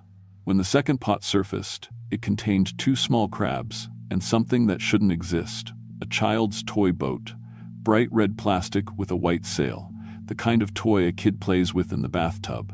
The toy looked brand new. Pot number 3 held part of a ship's wheel made of brass so old it was green with verdigris. Pot number 4 contained a fishing glove that was somehow perfectly preserved, with a wedding ring still inside it. I could read the inscription, "Forever Mary, 1963. By the 5th pot, I couldn't stop my hands from shaking. This one held the pieces of a life jacket with F.V. Nordic Star stenciled on it in faded letters. The Nordic Star was one of the boats that disappeared in this area 8 years ago. The sun was almost down now, and I had 35 more pots to check. But my equipment was failing in ways that didn't make sense. The VHF radio kept crackling with voices, but not normal chatter. I heard fragments of conversations. Men calling for help, reporting engine failures, describing impossible weather, and underneath it all, barely audible, was something that sounded like my own voice asking for assistance I hadn't requested. Coast Guard, this is Jake Thompson on the Sarah Marie, came through the speaker in my exact voice. Requesting immediate assistance. My position is, but I hadn't touched the radio. I grabbed the microphone and keyed it. Coast Guard, this is the Sarah Marie. I didn't make that call. Someone else is using my voice. 3 seconds later, my words came back through the speaker, but different. Coast Guard, this is the Sarah Marie. The water's too cold, and my engine's failing. Something's pulling me down. My engine was running fine. But as soon as I heard those words, it started to sputter. The fish finder was showing impossible readings now. The bottom depth kept changing. 400 feet, then 800, then 200, then depths that didn't exist on any chart. And those shadows were bigger now, moving faster, rising toward the surface. I pulled another pot. This one contained something that made me understand I was in serious trouble. A plastic cooler with Jake Thompson written on it in my own handwriting. Inside the cooler were sandwiches Sarah had packed for me that morning, but they looked like they'd been underwater for months. The cooler was identical to the one sitting in my wheelhouse 20 feet away. That's when my boat lurched violently to starboard. Something massive had struck the hull from beneath. The impact was so powerful it knocked me against the rail and sent tools sliding across the deck. I grabbed the emergency spotlight and aimed it down into the water, but the beam just disappeared into blackness. The boat lurched again, harder this time. Through the hull, I could hear something that sounded like fingernails dragging across metal, but fingernails the size of my hand. My engine coughed and died. The electrical system flickered and went dark for 30 seconds before coming back dim and yellow. The GPS showed my position as coordinates that didn't exist on any map. The radio was broadcasting voices, speaking in languages I'd never heard, but somehow I understood every word. They were calling my name. The hydraulic system failed completely. When I tried to start the backup generator, it turned over once and quit. The battery voltage was dropping fast, even though everything had been fully charged when I left port. It was like something was draining power directly from my electrical system. I tried hand-cranking the emergency radio, but all I got was static and voices. Dozens of voices now, all of them sounding like men who'd gone to sea and never come back. "Jake," said a voice through the static. Not my voice this time, a man's voice, tired and hollow. "Jake, don't fight them. It only makes it worse." "Who is this?" I asked into the microphone. "Mike Torres," came the reply. "Been waiting for you, Jake. Been waiting for someone to join us down here." The water around my boat began to glow. It started as a pale green phosphorescence, like the kind you sometimes see from plankton. But this was different. This light was moving with purpose, forming patterns that spiraled around the Sarah Marie in tightening circles. And in that light, I could see shapes rising from the deep. They weren't whales, they weren't giant squids. They were something that had never been cataloged by marine biologists, something that existed in the folklore of every fishing culture in the world. The first one broke the surface 50 feet off my starboard bow. It was tall, 8 feet at least, with pale skin that looked like it had never seen sunlight. Its limbs were too long, too flexible, moving through the water like it was air. But the worst part was its face.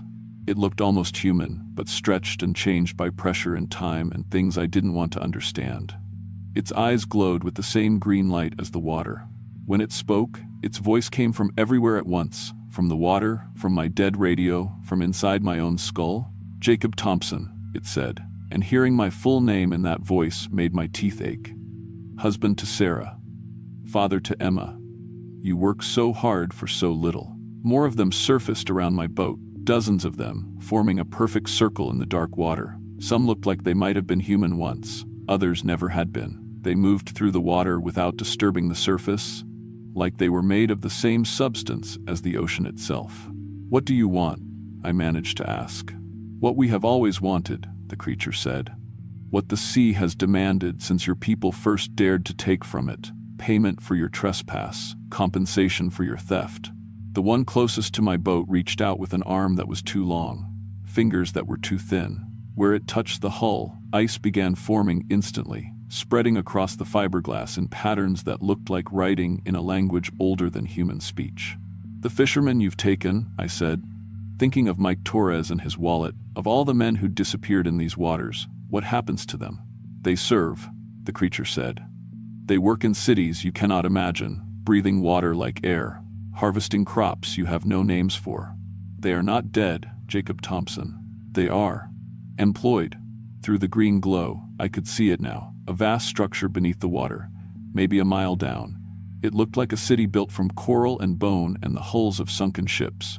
Lights pulsed through it like a heartbeat, and I could see figures moving through flooded streets and buildings. People who looked human but moved like they belonged underwater. "They remember their families," the creature continued. "They love them still, perhaps more than they ever did above. Mike Torres ensures his wife's house is always warm. James Murphy makes certain his son's medical bills are mysteriously paid. They provide in ways they never could when they breathed air." The ice was spreading up my hull now, covering the waterline, moving toward the deck. Soon, my entire boat would be frozen to the spot.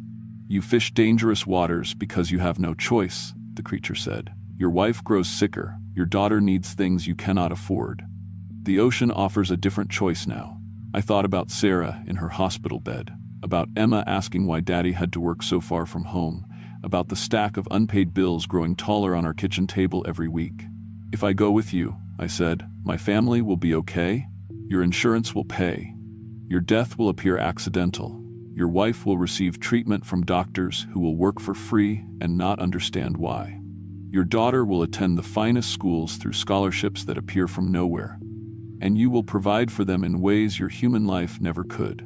The creature moved closer, and I could smell it now, not the clean salt smell of the ocean, but something older and deeper. Something that had been in dark water for centuries.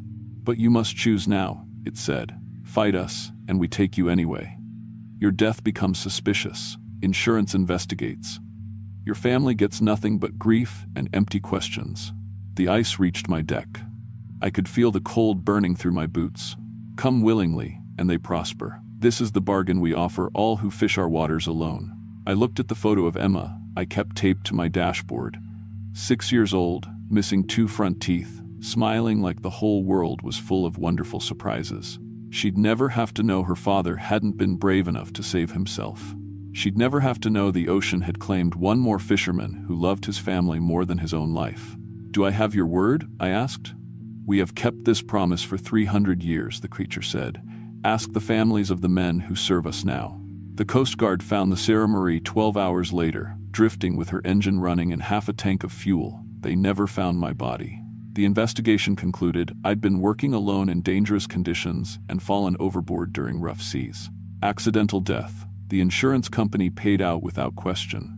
Sarah got the money she needed for her treatments. A neurologist from Seattle started making house calls, billing his time to a research foundation that didn't exist. Emma's college fund appeared through a banking error that was never corrected.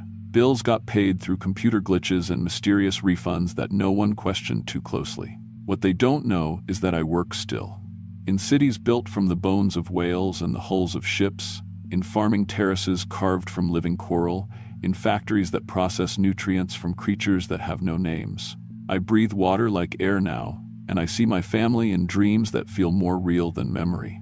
Sometimes, late at night when the currents are right, I swim close to the surface near Kodiak. I can't reach land, can't speak to them directly, but I make sure the things they need find their way to them. Fresh king crab appears on Sarah's doorstep every week, delivered by men who don't remember making the delivery. Emma's teachers receive anonymous donations that fund her activities. Sarah's medical appointments are mysteriously rescheduled to better doctors who never send bills. The Kolopiluit keep their promises. We all do. But here's what the creature didn't tell me. What I learned only after I made my choice. We don't just work in their cities. We hunt for them too. Every few years, when the ocean grows hungry, we rise to the surface and call to fishermen who work alone in dangerous waters. We echo their voices on the radio. We put their belongings in crab pots. We show them the impossible choice between their lives and their families' futures. And when they choose love over survival, as they always do, we welcome them to the depths. My name is Jake Thompson, and I've been fishing these waters for 18 years. 3 of them above the surface, 15 below. If you're a fisherman working alone, if you have family that depends on you, if you love them more than you fear the dark, listen for your own voice on the radio. We're calling. Rating 1010. Achieves maximum horror through psychological dread, cosmic helplessness, and the devastating realization that love itself can become a trap.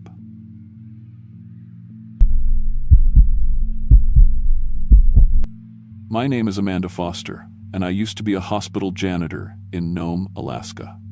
I say used to be because what I am now, I'm not sure there's a word for it. I've been working at Nome Regional Hospital for 3 years, cleaning the night shift while studying nursing online. I'm a single mother with a 2-year-old son, Marcus, and this job was supposed to be temporary, just until I could build something better for us. I thought I understood death. Working nights in a hospital, you see plenty of it. People slip away quietly, or families gather for final goodbyes, or sometimes the machines just stop beeping. Clean, medical, final. What I didn't know is that death in Nome isn't like death anywhere else, and some legends aren't legends at all. The old-timers in town whisper about the Sila, ancient Inuit spirits that control the aurora borealis and harvest human consciousness. They say the sila can pull your soul right out of your body during the northern lights, leaving you alive but empty. Just a breathing shell. The elders warn never to stare directly at the aurora too long, especially not alone. I used to think that was just superstition. Now I know it's a survival guide. Nome Regional Hospital sits on a hill where Inuit shamans once performed consciousness rituals during aurora season. The city built right over their sacred viewing ground without asking permission, without understanding what they were disturbing. The hospital opened in 1982.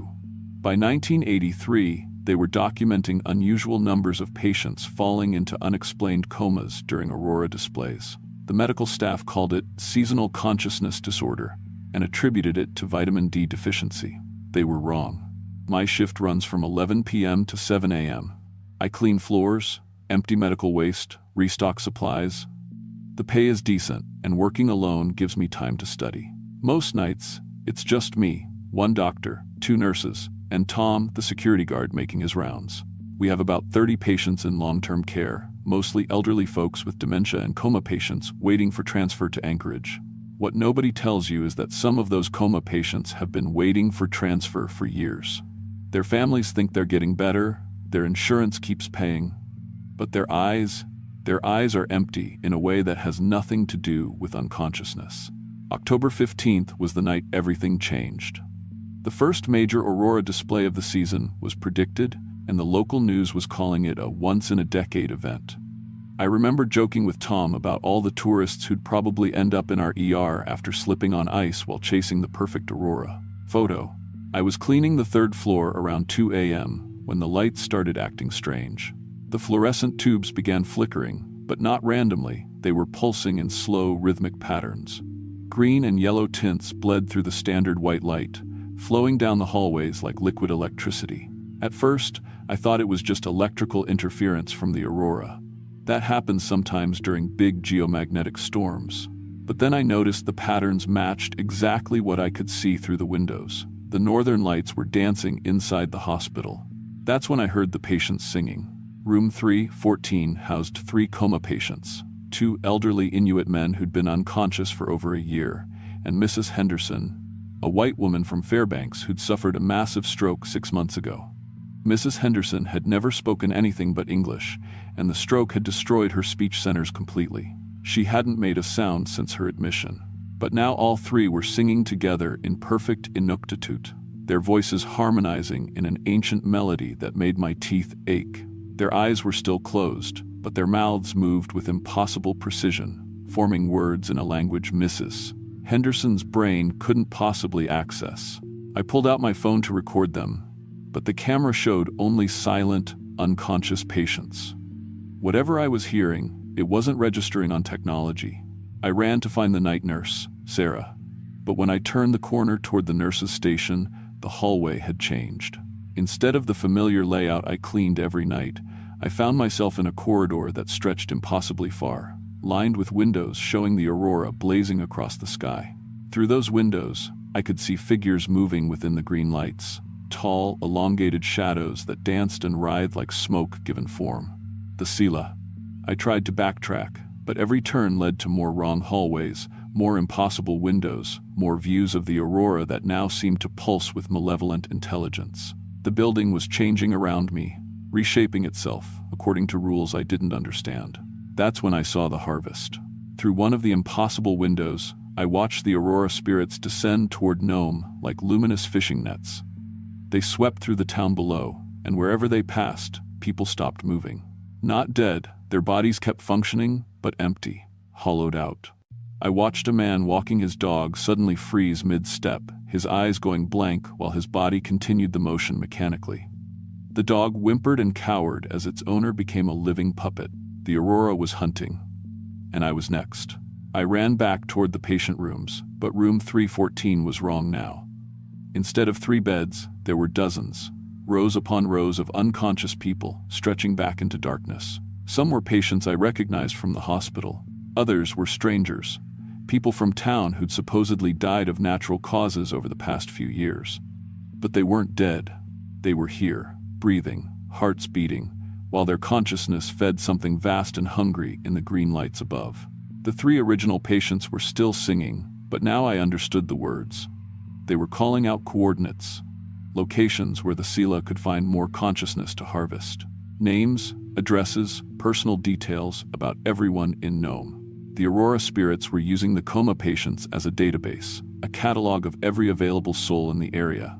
Beautiful, isn't it? I spun around to find an elderly Inuit woman standing behind me. She wore traditional clothing, but it was wrong somehow. Too clean, too new, like a costume rather than authentic garments. Her eyes held the same empty quality as the coma patients. "You're not Sela," I whispered. "You're one of their puppets." She smiled, revealing teeth that gleamed like aurora light. "I was the last shaman to perform consciousness rituals on this hill. When your people built their healing place here, the Sela offered me a choice: die with my traditions or become their earthbound servant. I chose preservation. What do you want from me?" The Sela need a bridge, someone who can walk between the medical world and the spirit realm. Someone who can select the best candidates for harvest, patients whose disappearance won't be questioned, whose families have already begun to let go. The truth hit me like ice water. You've been feeding them hospital patients. For 40 years, the families think their loved ones pass away peacefully. The doctors record natural deaths. But their consciousness joins our collection, and their empty bodies fertilize the sacred ground beneath this building. Around us, the rows of unconscious patients stretched endlessly into the dark. Hundreds of people, maybe thousands, all breathing in perfect unison while their souls fed ancient spirits in the aurora above. You want me to choose who gets harvested. You know which patients are suffering, which families are in denial, which bodies linger beyond hope while consciousness begs for release. You could end their pain and ours. The offer was seductive in its logic. How many times had I cleaned around patients who seemed trapped in their failing bodies? How many families had I watched exhaust themselves caring for someone who would never recover? But then I thought about Marcus, about the future I was building for us, about the difference between mercy and murder. What if I refuse? Her empty eyes narrowed. The Sela will take what they need regardless. But without a guide, they harvest randomly. Your son attends daycare downtown, doesn't he? Such a bright consciousness. So young and unmarked. The threat was clear. I looked out the impossible windows at the Aurora spirits, still sweeping through Nome, still collecting consciousness like fishermen hauling in nets. If I didn't help them select targets, they'd take Marcus. How do I know you'll keep him safe? Because you'll be watching. You'll guide the harvest personally, ensuring it takes only those who are ready to let go. Your son will be protected because you'll be one of us. She gestured to the singing patients. They help us catalog and communicate. You'll help us choose. A more active role, but much more rewarding. I stared at those endless rows of harvested people, their bodies sustained while their consciousness fed something inhuman. Was this mercy or horror? Were they suffering, or had the Sela genuinely freed them from pain? I need time to think. You have until sunrise. After that, the aurora fades, and we must wait for the next display. But our hunger won't wait. If you haven't accepted our offer by dawn, we begin random harvest. Starting with the children's hospital. The nightmare corridor faded, and I found myself back in the normal hospital hallway. Tom was shaking my shoulder, looking worried. "Amanda, you've been standing here staring at the ceiling for 20 minutes. Are you okay?" I looked up. The fluorescent lights were normal now, but I could still see traces of green and yellow flowing through them like veins of poison. "I'm fine, just tired." But I wasn't fine. I could feel something growing in my chest, something cold and aware that whispered the names and locations of everyone in Nome. The Sela had planted a seed in me during that impossible encounter, and it was taking root. The rest of my shift was a waking nightmare. Every patient I passed glowed with a soft aura that showed their spiritual condition. But now I understood what those colors meant. Green meant ready for harvest. Yellow meant clinging to life unnecessarily. Red meant family members who would resist. Blue meant consciousness too damaged to be useful. Room 314 still housed the 3 singing patients, but now I could hear their catalog clearly. They were reciting the spiritual inventory of every person in Nome, who was ready to die but being kept alive artificially, who had strong consciousness that would feed the Sela for decades, who had families that wouldn't question a peaceful passing. Mrs. Patterson in room 302 glowed bright green. Terminal cancer, incredible pain, family in denial about her prognosis. She was begging for release, but her daughter insisted on every possible treatment. Mr. Kowalski in room 311 pulsed with yellow light. Deep coma, no brain activity, but his wife visited every day and refused to discuss end-of-life care. His consciousness was trapped in a body that would never heal. The pediatric ward downstairs glowed with brilliant aurora colors that made my new awareness salivate. Young consciousness, unmarked by trauma or age. Premium harvest material, including the children's hospital, in their threat hadn't been random. It was a menu. By 6 a.m., I'd made my decision.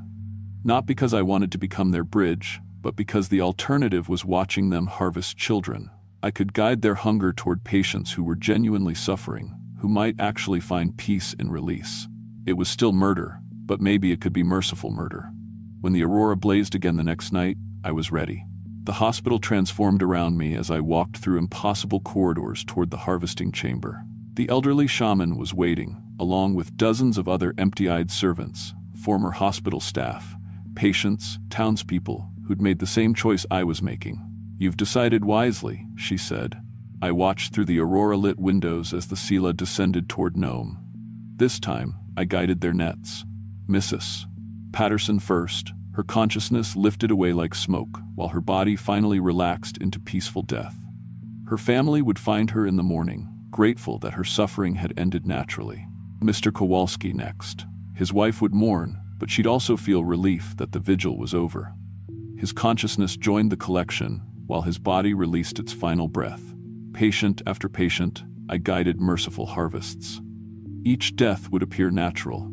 Each family would find closure. The Sela fed, and the suffering ended. But it wasn't enough for them.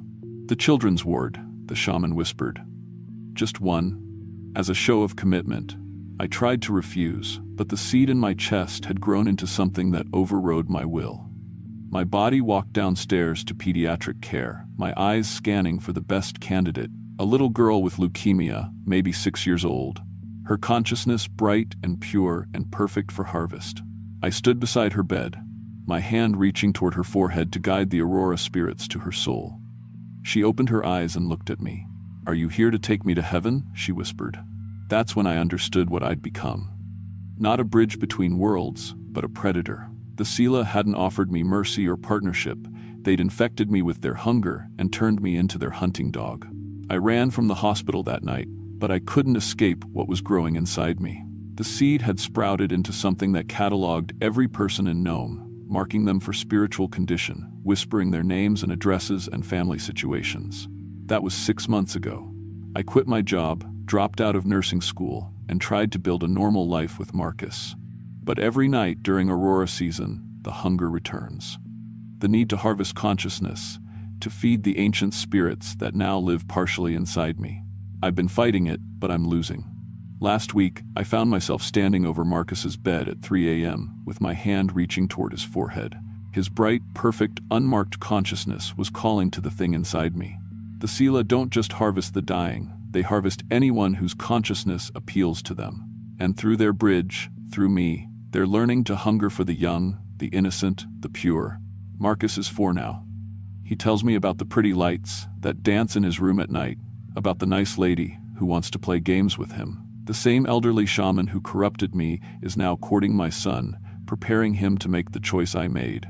The children's hospital closed 2 weeks ago. 17 young patients died in their sleep during a single aurora display. The doctors called it a tragic outbreak of some unknown illness. The families mourned their losses but found comfort in how peaceful the deaths appeared.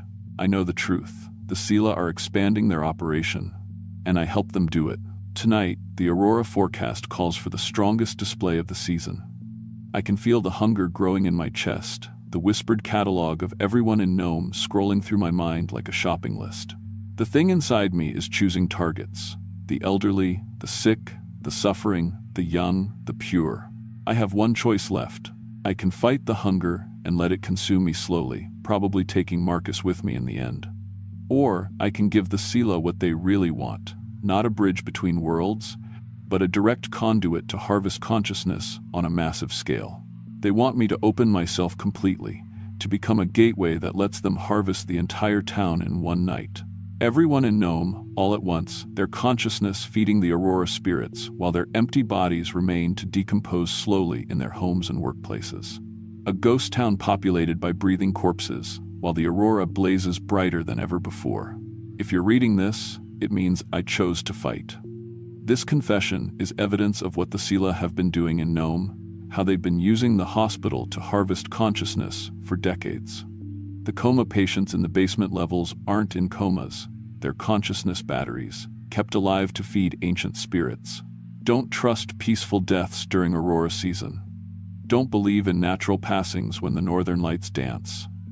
And whatever you do, never work alone in a hospital built on sacred ground. The Aurora is hunting, and it's hungry. I was supposed to be its bridge between worlds, but instead, I became its gateway. And now it's coming for everyone. Marcus is asking about the pretty lights again. They're dancing in his bedroom ceiling, and the nice lady wants to teach him songs in a language he doesn't know yet. I'm going to hold him tight tonight and pray that dawn comes quickly. But I can feel the hunger growing, and I don't think I can fight it much longer. The Sila are patient. They've waited 40 years for the right bridge. They'll wait a few more hours for me to break. When the next aurora blazes across the Alaska sky, remember this warning. Don't look too long. Don't stare directly at the lights. And if you see someone standing motionless beneath the dancing green glow, their eyes reflecting aurora fire while their body moves like a puppet, run. Because they're not human anymore. They're harvest agents, and the Sila are always hungry.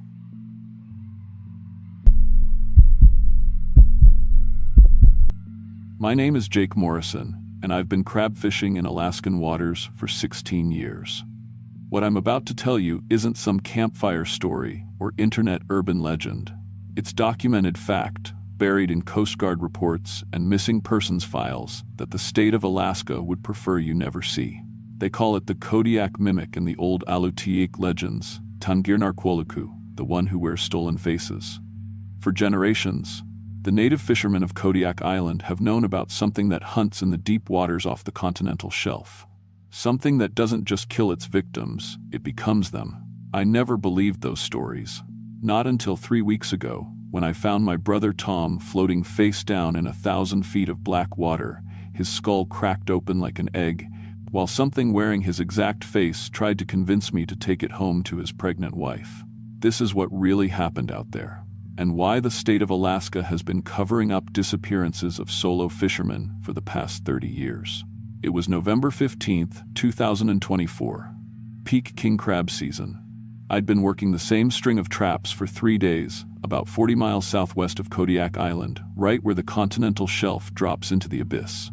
That's important. The depth. These things don't hunt in shallow water. The weather was perfect. 6-foot swells, light winds, visibility for miles. I was pulling my 6th trap of the morning when I saw the boat. Blue hull, white wheelhouse, sitting dead in the water about half a mile north. Engine running, but no movement on deck. I grabbed my binoculars and felt my blood turn to ice. The Michelle's Pride, my brother Tom's boat. Tom was supposed to be working the Shelikof Strait that week, 50 miles northeast of my position. What was he doing out here? In waters he'd never fished before. And where was his crew? I tried raising him on channel 16. Michelle's Pride, this is Sarah's dream. Tom, you copy? Static. Then, faintly, a voice. Jake, that you, brother? Tom, where the hell are you? I see your boat, but... I'm here, Jake, down checking the bottom. You gotta see this, brother. The crab down here. Jesus, they're huge. Biggest kings I've ever seen. Something about his voice made my skin crawl. It sounded like Tom, but there was something underneath it. An echo. Like he was talking from inside a barrel. What do you mean, down there? Tom, you're not making sense. Come down, Jake. The water's fine, real fine, warm, even. I stared at the radio. The water temperature was 38 degrees. Hypothermia sets in within minutes. Tom, I'm coming to get you. Stay where you are. Been waiting for you, little brother. Got something to show you. I gunned the engine toward the Michelle's Pride, dread building in my chest with every yard. As I got closer, the wrongness became obvious. The boat was running perfectly. I could hear the diesel purring, but there was nobody at the helm. Coffee was still steaming on the wheelhouse counter. A half-eaten sandwich sat on the chart table. fresh cigarette still burning in the ashtray. But no crew. Anywhere. I tied up alongside and climbed aboard, shouting Tom's name. The silence was absolute, except for the steady rumble of the engine. In the wheelhouse, I found the logbook open to today's entry. Tom's handwriting, 0630 hours. On station, crew reports good spirits, weather holding. The last entry was time-stamped 20 minutes ago. That's when I noticed the blood. Just a few drops on the deck near the hydraulic puller. Fresh blood. Still wet. I followed the trail to the starboard rail, where it stopped abruptly at the water's edge. The radio crackled. "Jake, you on my boat?" "Tom, thank God. Where are you?" "Told you, I'm down here, with the crab." His voice was clearer now, stronger. "Found something amazing, Jake. Something that's gonna change everything we know about these waters." "Tom, this is insane. You can't be underwater. It's over 1,000 feet deep here." "Depth's relative, brother. Come down and see." I ran to the fish finder. The display showed 1,847 feet of black water beneath us. Nothing could survive at that depth without a diving bell. The pressure alone would crush a human body instantly. But Tom's voice kept coming through the radio, calm and conversational, like he was standing right next to me. "Remember when we were kids, Jake? Used to dive for sea urchins off the pier? You always said you wanted to see what was really down in the deep water." "Tom, I'm calling the Coast Guard." "No need. Everything's under control. Just pull up my trap line, you'll understand everything." Against every instinct screaming in my head, I found myself moving toward the hydraulic puller. Tom's main line disappeared straight down into the depths, the buoys bobbing gently on the surface. "That's it, Jake. Bring up the first trap. See what I caught." My hands moved on their own, engaging the hydraulic system. The line went taut, and I felt the weight of the trap far below, heavy, much heavier than any crab trap should be. It took 20 minutes to winch it up from those depths. As it broke the surface, I could see something moving inside. Something big. Something the size and shape of a man. The trap swung over the deck, and I lowered it down with shaking hands. Inside, pressed against the mesh, was my brother Tom. Except it wasn't Tom. The face was perfect. Every line, every scar, even the gap between his front teeth from when he fell off his bike at age 7. But the skin was the color of deep water, pale and translucent. Behind his ears, I could see gills opening and closing rhythmically. And his eyes were completely black, like a shark's. "Hey, Jake," it said with Tom's exact voice. "Help me out of here, would you? This thing's tighter than a coffin." I stumbled backward, my mind refusing to process what I was seeing. The thing that looked like Tom smiled, the same crooked smile I'd seen 1,000 times growing up. "You look like you've seen a ghost," it laughed. "Come on, brother. Don't leave me hanging here." "You're not Tom," my voice came out as a whisper. "Course I am. Who else would I be?" It shifted inside the trap, moving with Tom's exact mannerisms. "Remember the summer you broke your arm falling out of the treehouse? I rode my bike 3 miles to get Mom. Never left your side in the hospital. It knew everything, things only Tom would know. Remember when you were 16 and got Jenny Kozlov pregnant? I gave you the money for. Never told Mom and Dad. My knees almost gave out. Nobody knew about that. Nobody except Tom. Or how about last month, when you told me you've been in love with Michelle since high school, said you felt guilty about it but couldn't help how you felt." "Stop." The word came out strangled. "Let me out, Jake. I'm still your brother, just different now. Better." I found my voice. "Where's Tom? Where's the real Tom?" "I am the real Tom. I have all his memories, all his feelings, all his love for Michelle and their baby." It paused. "Oh, you don't know yet, do you? Michelle's pregnant, 8 weeks along. Tom was going to tell you when he got back to port." The world tilted. Michelle was pregnant. Tom hadn't told anyone yet. He'd promised Michelle they'd wait until the first trimester was over. This thing couldn't possibly know that unless... "I know because Tom knows," it said, reading my expression. "And Tom is me now. We're the same person, Jake. Same memories, same feelings, same family." "What happened to him?" I whispered. "He fed me. For 3 days, he fed me. Not just his body, his mind, his soul, everything that made him Tom Morrison. And now I carry all of that inside me. You killed him. I preserved him. Do you know what it's like, Jake, To live in the deep places where no light ever reaches? To exist for centuries in the crushing dark, feeding on the scraps that fall from above? Tom showed me warmth, light, love. I want to experience these things. You're a parasite. I'm evolution. Its black eyes gleamed. For 300 years, I've been taking what I need from the fishermen who work these waters. Learning, growing, becoming more than what I was. The full horror hit me. The others, the missing boats, all of them. The Patterson brothers last spring, good men, taught me about family loyalty. Captain Rodriguez showed me what it means to miss someone. Old Henrik Johansson, he taught me about faith, about believing in something bigger than yourself. Jesus Christ. Henrik taught me about him too. Interesting concept, sacrifice for others. I've been practicing. I backed toward the wheelhouse, looking for anything that could be used as a weapon. The thing watched me with perfect patience. You're scared, it observed. I understand. Tom was scared too. At first, but then he realized what I was offering him. What? Immortality. His memories live forever now. His love for Michelle, his excitement about the baby, his worry about making the boat payments. It's all preserved inside me. In a way, I've made him eternal. That's not immortality, that's theft. Is it? When I go home tonight and hold Michelle, when I kiss her and tell her I love her, is that not Tom's love flowing through me? When I help raise their child, teach him to fish like Tom planned to do, is that not Tom's dream being fulfilled? I realized what it was planning. This creature wasn't just going to kill Tom, it was going to live Tom's entire life. Sleep in his bed, love his wife, raise his child. Michelle will know, I said desperately. Will she? I have 34 years of Tom's memories. I know how he holds her when she cries. I know he talks in his sleep about his father's death. I know he's afraid he won't be a good father because his own dad drank too much. Every word was perfectly accurate. Tom had confided all of these things to me over the years. I know Michelle worries that Tom loves the ocean more than he loves her. It continued. I know she makes him promise to be careful every time he goes out.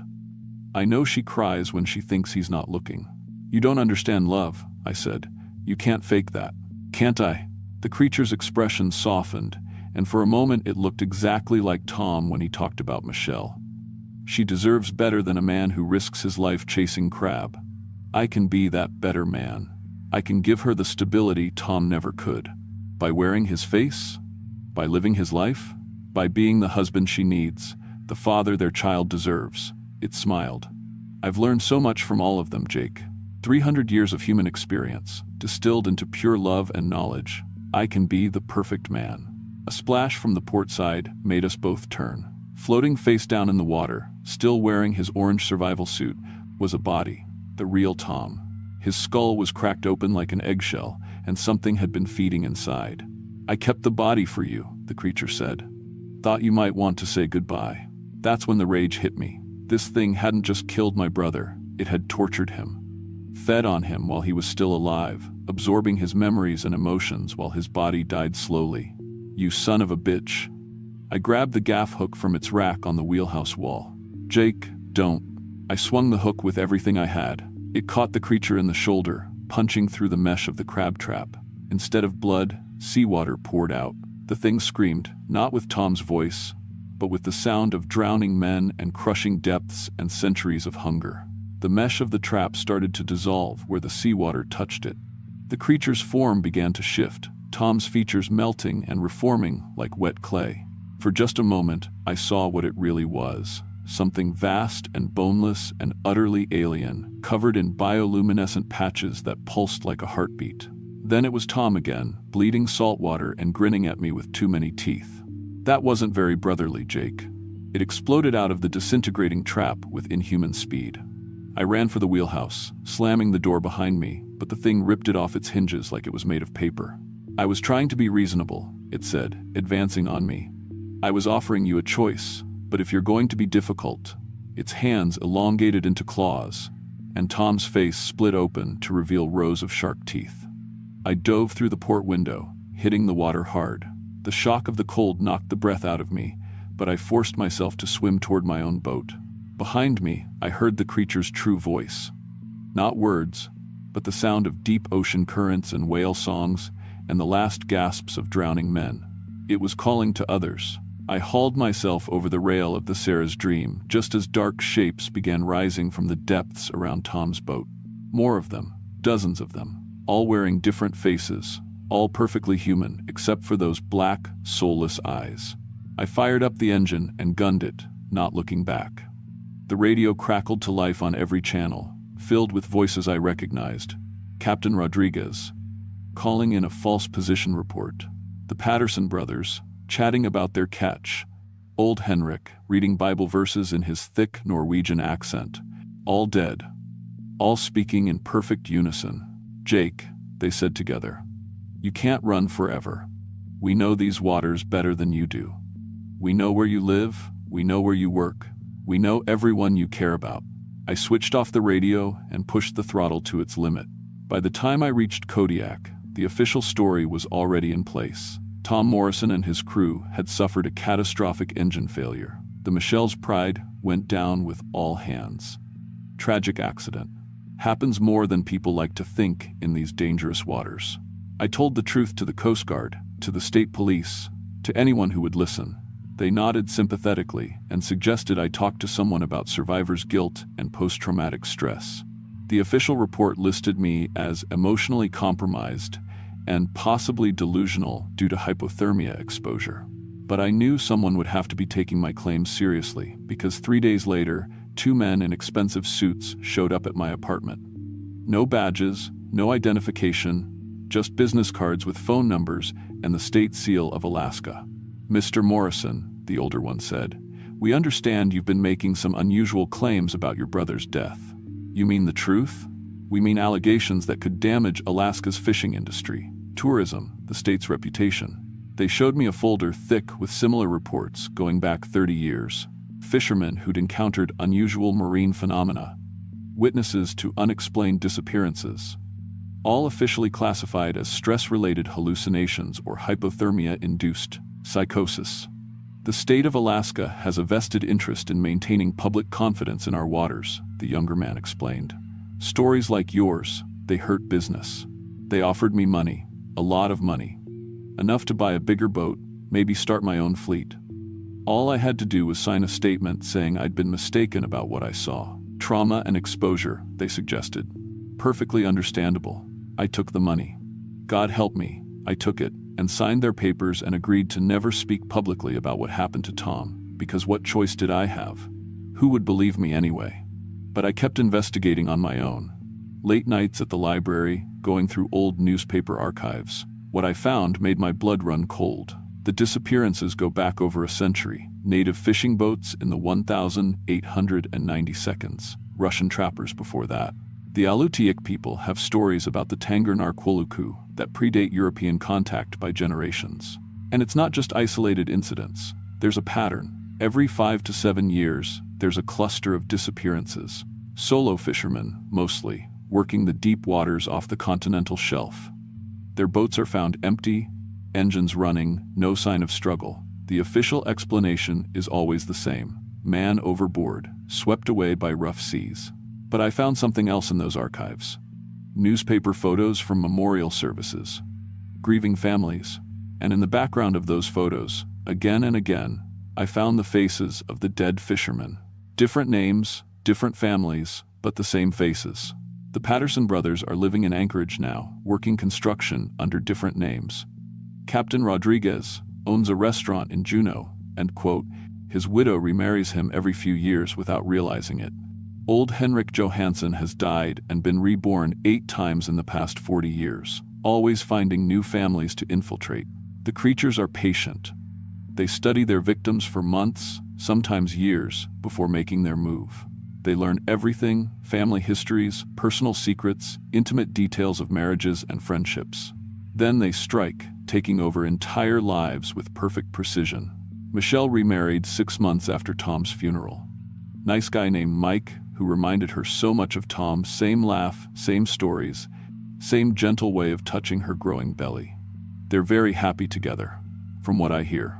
The baby was born healthy, a son. They named him Thomas, after her late husband. I see Mike around town sometimes. He always waves and asks how I'm doing. just like Tom used to. Same voice, same mannerisms, same genuine concern for his brother-in-law. He even has Tom's scar on his forehead and Tom's bad knee from high school football.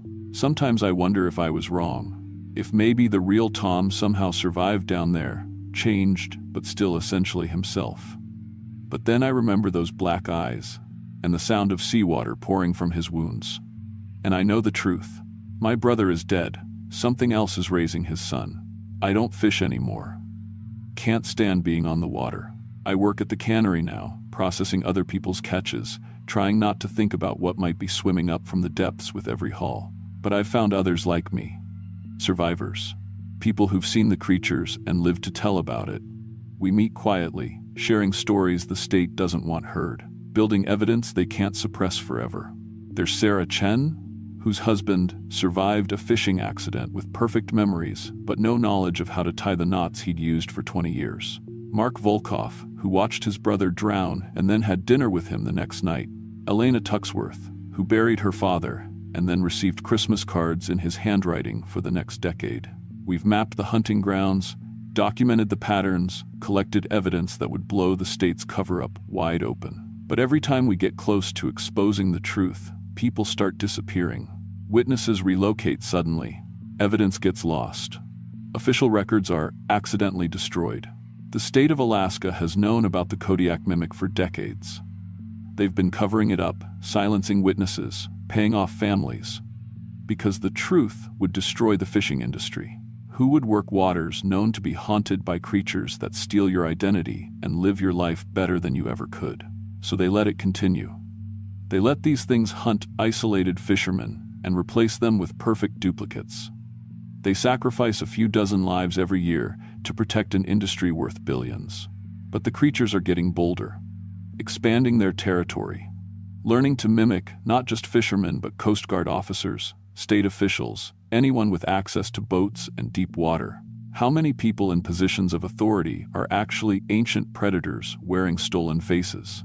How many of your neighbors, your friends, your family members have been replaced by something that crawled up from the deepest trenches of the ocean?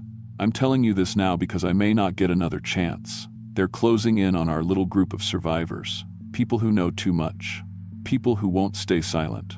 If something happens to me, if I disappear or have an accident, remember this story. Remember that the waters off Alaska are hunting grounds for creatures older than human civilization.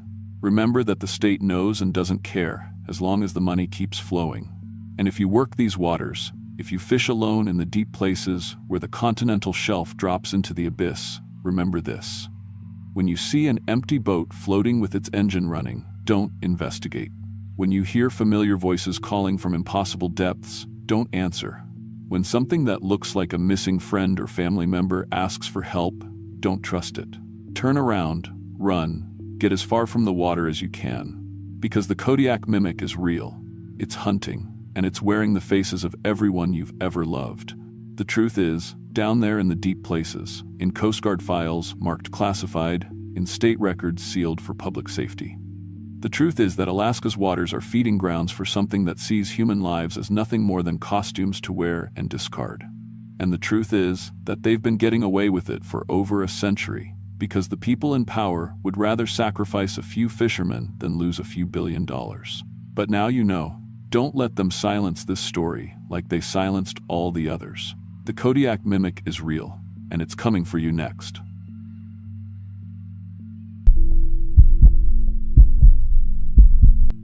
My name is Tom Bradley, and I've been flying helicopters in Alaska for 16 years. I got my commercial pilot's license when I was 22, right after my daughter Emma was born. Her mother left us when Emma was 3 months old, said she couldn't handle the crying, the responsibility, any of it, so it was just me and Emma. I chose Alaska because the pay was 3 times what I'd make in the lower 48, and I needed every dollar for her future. Every flight I took, every supply run, every tourist trip, it was all for Emma's college fund, for her future, for the life I promised her she'd have. She's 14 now, living with my sister in Anchorage during the school year, and every dollar I make still goes to her. Flying isn't just my job, it's everything. It started as a routine supply drop on March 15th. Doctor, Sarah Chen's research team had been studying glacier retreat patterns for 3 months, camping at a station about 40 miles northeast of Juneau in the Taku Glacier region. Every 2 weeks, I'd fly out with fresh supplies. The weather was clear that morning, rare for March, and I was actually looking forward to getting home early. Emma's spring break started the next day, and I'd promised to take her ice fishing. The research station sat on a flat area between 2 massive glaciers, accessible only by air. As I approached, something made me circle twice before landing. There were dark marks on the ice near the landing pad, long, deep scratches that definitely weren't there 2 weeks ago. Through my headset, I radioed the station. "Dr. Chen, you copy?" "Tom, inbound." "What's with the markings near the pad?" "Static." Then, silence. I circled again, lower this time. The scratches were huge, maybe 10 feet long each, gouged deep into ice that should have been hard as concrete. They looked like claw marks. But no bear could make marks that big. And no bear would be out on open glacier ice anyway. They'd stick to the tree line, to places with food. My fuel gauge showed 3/4 full. Plenty to head back if something felt wrong. But Dr. Chen's team was expecting supplies, and I'd never failed to complete a contract. Professional pride? Maybe. Or just stupidity. I sat down next to the station, but I kept the engine running, rotors at idle. Something felt wrong. The door to the station was closed, which was weird. They always heard me coming from miles away and were usually waiting outside, eager for mail and fresh food. I keyed my radio. "Dr. Chen? Station, do you copy?" "Nothing." I shut down the engine. The silence that followed wasn't natural. No wind. No birds. Not even the usual groaning and cracking of glacier ice settling. Just my own breathing and the tick-tick-tick of the cooling turbine. "Dr. Chen?" I called out, my voice swallowed by the emptiness. I walked toward those claw marks, my boots crunching on ice. Up close, they were even worse. 4 parallel lines, each one curved slightly, like something had dragged massive claws through solid ice while sprinting at full speed. The edges were smooth, almost polished. But here's what made my stomach drop. There were dozens of them, all leading toward the research station, all coming from the same direction, deeper into the glacier field where nothing should live. Then I saw the camp. About 200 yards away, near a pressure ridge, there were structures. My brain tried to make sense of them, maybe equipment storage, maybe something the research team built. But as I got closer, I realized these weren't human constructions. They were hunting blinds. Ice blocks stacked 4 feet high, arranged in a perfect circle around a flat area, each one positioned with a clear sightline to my landing pad. Inside the circle were tools. Not modern tools, primitive ones. Spears made from yellowed bone, lashed together with what looked like dried sinew, sharp rocks tied to wooden handles with strips of hide. And in the center, deliberately placed, a model helicopter made from ice and sticks, about a foot long, with both rotor blades snapped off. My hand went to my radio. "Station, this is Tom Bradley. I need immediate response." "Over." Static, then, "Tom, Jesus Christ, is that you?" Dr. Chen's voice, but wrong, strained, terrified. "I'm at your landing pad. What the hell is—" "Get inside, now. Don't look at the ridge, just get inside." I turned toward the ridge she mentioned. 3 figures stood silhouetted against the white ice, maybe half a mile away, tall at least 7 feet. They weren't moving, just standing there, watching. I ran. Dr. Chen yanked me inside the station and slammed the door. The research team, 5 people who'd been healthy and excited 2 weeks ago, looked like they'd aged years. Hollow eyes, unwashed hair, hands trembling. One of them, a young guy named Mike, was rocking back and forth in a corner, muttering something I couldn't make out. "What happened here?" I asked. Dr. Chen pulled up video footage on a laptop. This was 4 nights ago. The night vision camera showed the glacier bathed in moonlight. For several seconds, nothing moved. Then figures appeared at the edge of the frame, 5 of them, walking upright like humans, but moving wrong. They covered ground in long, fluid strides that didn't match their leg movements. Like watching a video in the wrong frame rate. They approached my landing pad, circled it slowly, then began building those ice structures. But that wasn't the worst part. The worst part was when they finished. One of them, the tallest, approached the camera directly. Its face filled the frame. It wasn't human. The skull was elongated, the jaw too wide, the eyes too far apart. But there was intelligence there. It looked directly into the camera lens, tilted its head like it was studying the equipment, then reached out with a massive, pale hand and adjusted the camera angle. "They know what cameras are," Dr. Chen whispered. "They understand surveillance." "Where's the rest of your team?" I asked. "You said 5 people. I only count 4 here." The silence that followed was worse than any answer. "David went outside 3 nights ago," Dr. Chen finally said. "We told him not to. He wanted to get closer, to document them. We heard him screaming for a long time." "Jesus Christ, did you radio for help?" "Radio's been dead for 2 days. Satellite phones stopped working yesterday. Every electronic device we have is failing one by one. Tom, they're doing it. They're shutting us down systematically." Mike spoke up from his corner, his voice barely above a whisper. "They took David apart. We watched through the window. They took him apart to see how he worked. Like we were dissecting a frog in high school. They wanted to understand human anatomy. I felt cold that had nothing to do with the temperature. We're leaving, right now. Pack only what you can carry in 5 minutes." "They won't let us, Doctor," Chen said flatly. "Tom, they've been watching you too. Every flight you've made to this region for the past 3 months. We found your helicopter in their recordings, hours of footage. They've been studying you, learning your patterns, waiting for the right moment."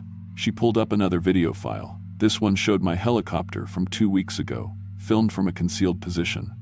I watched myself land, unload supplies, take off. The camera tracked my departure, and I could hear sounds in the background, clicks and whistles, like a language.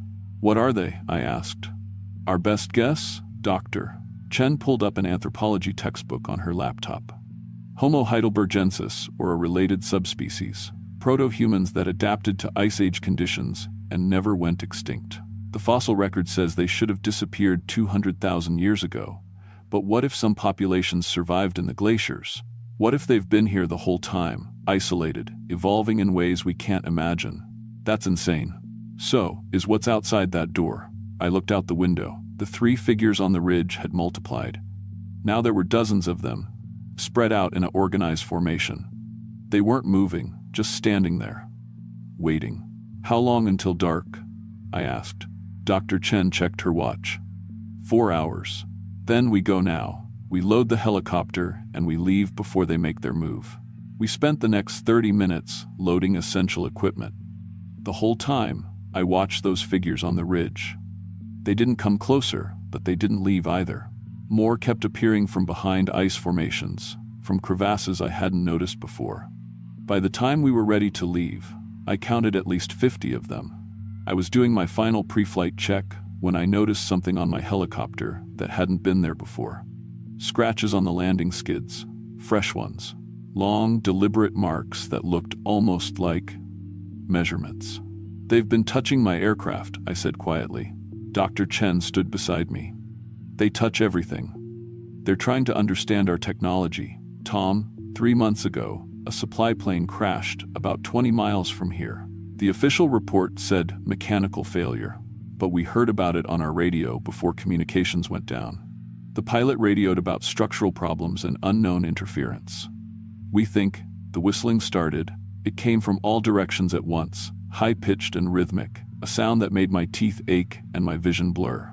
The creatures on the ridge were making it, their mouths open impossibly wide, and they were answered.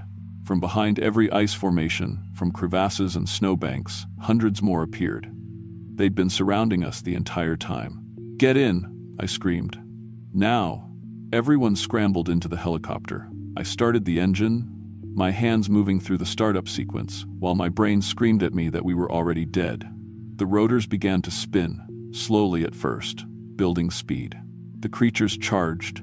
They moved like nothing I'd ever seen, covering ground in impossible strides, working together with the precision of a military unit. Some carried spears, others carried rocks, and they all moved with one purpose: stop the helicopter.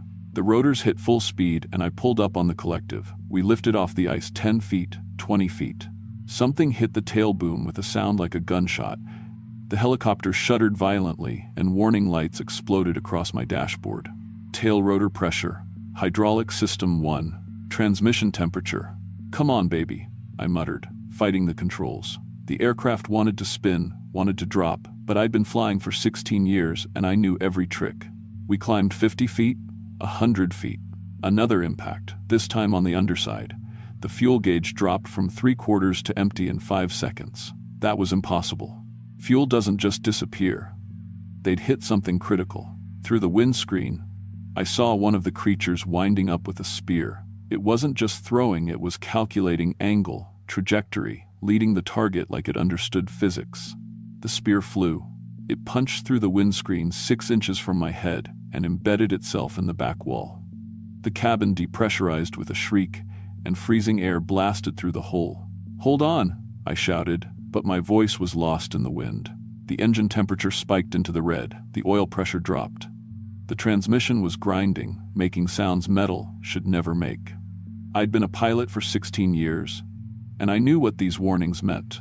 We had minutes before catastrophic failure. "How far can we make it?" Dr. Chen shouted. "I don't know," I admitted, and saying those words out loud made it real. We were going to crash. It was just a question of where. We made it 12 miles before the engine started seizing. Black smoke poured from the cowling. The controls went from stiff to nearly impossible to move. I found a flat area on the glacier and brought us down hard. We hit with bone-jarring force, the landing skids cracking on the ice. The engine died with a sound like a dying animal. I climbed out to assess the damage, and my stomach dropped. The spear had punched through the tail boom and severed the drive shaft. That alone was mission-critical damage. But there was more. The underside of the helicopter showed deliberate cuts in hydraulic lines, gouges in control cables, and something that made my blood run cold. The fuel line had been punctured with surgical precision.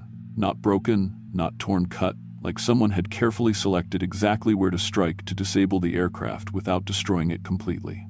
"Is it fixable?" Mike asked, his voice shaking. I looked at my helicopter, my livelihood, my daughter's future, everything I'd worked 16 years to build, and knew the truth. Not here. Not without parts I don't have. They knew exactly where to hit. They've been studying helicopters, learning the weak points. Dr. Chen was looking back the way we'd come. "Tom." I turned. A line of figures was moving across the glacier, maybe 3 miles back but closing fast. They weren't running. They didn't need to. They knew we couldn't escape. "We walk," I said, pulling out my emergency beacon and activating it. "Grab survival gear. Food, water, first aid. We head toward Juneau and hope Coast Guard picks up the beacon." "That's 40 miles, Mike said. "Then we'd better start now." We walked. Behind us, they followed. They never ran, never seemed to tire, just maintained that steady, loping pace that covered ground faster than it should. Every hour I'd look back, and they'd be closer. Every hour, there were more of them, like they were communicating with distant packs, calling in reinforcements. As the sun started setting, they were less than half a mile behind.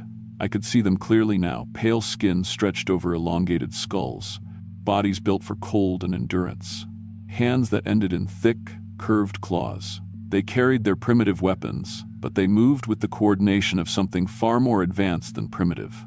That's when Mike started screaming. "They're in my head. They're in my head. I can hear them thinking." He collapsed to his knees, hands pressed to his temples. Dr. Chen tried to help him up, but he shoved her away with surprising strength. "They want to understand," Mike shrieked. "They want to know how we work, how we think, how we die." He pulled something from his pocket, a knife from the survival kit, and before any of us could stop him, he slashed his own throat. Blood sprayed across the white ice, impossibly red, steaming in the cold air. Mike fell forward, still twitching, and behind us the creatures stopped. All of them, at once, completely motionless, watching. "Run," Dr. Chen whispered.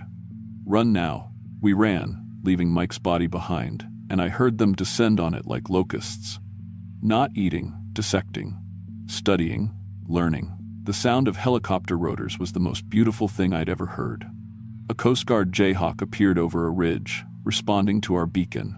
They landed on stable ice ahead, and we sprinted for it with the last reserves of our strength.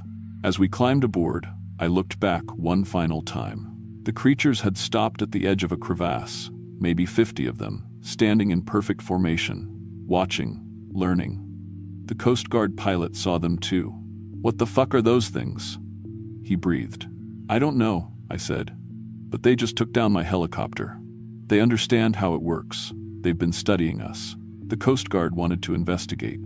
They mounted a recovery operation 2 days later with armed personnel and proper equipment. But by the time they reached the site, my helicopter was gone. Not crashed, not damaged, further disassembled. They found parts scattered across 2 square miles of glacier, laid out in organized groupings. Electrical components in one pile, mechanical parts in another, avionics in a third. Like something had taken the entire aircraft apart to understand its construction. They found Mike's body, or what was left of it. The medical examiner told me off the record, after too many drinks, that it looked like Mike had been vivisected. His organs had been removed and arranged by system: circulatory, respiratory, nervous. Someone or something had been conducting an anatomy lesson. David's body was never found. The official report blamed mechanical failure and pilot error. My insurance company refused to cover the loss, claiming insufficient maintenance records.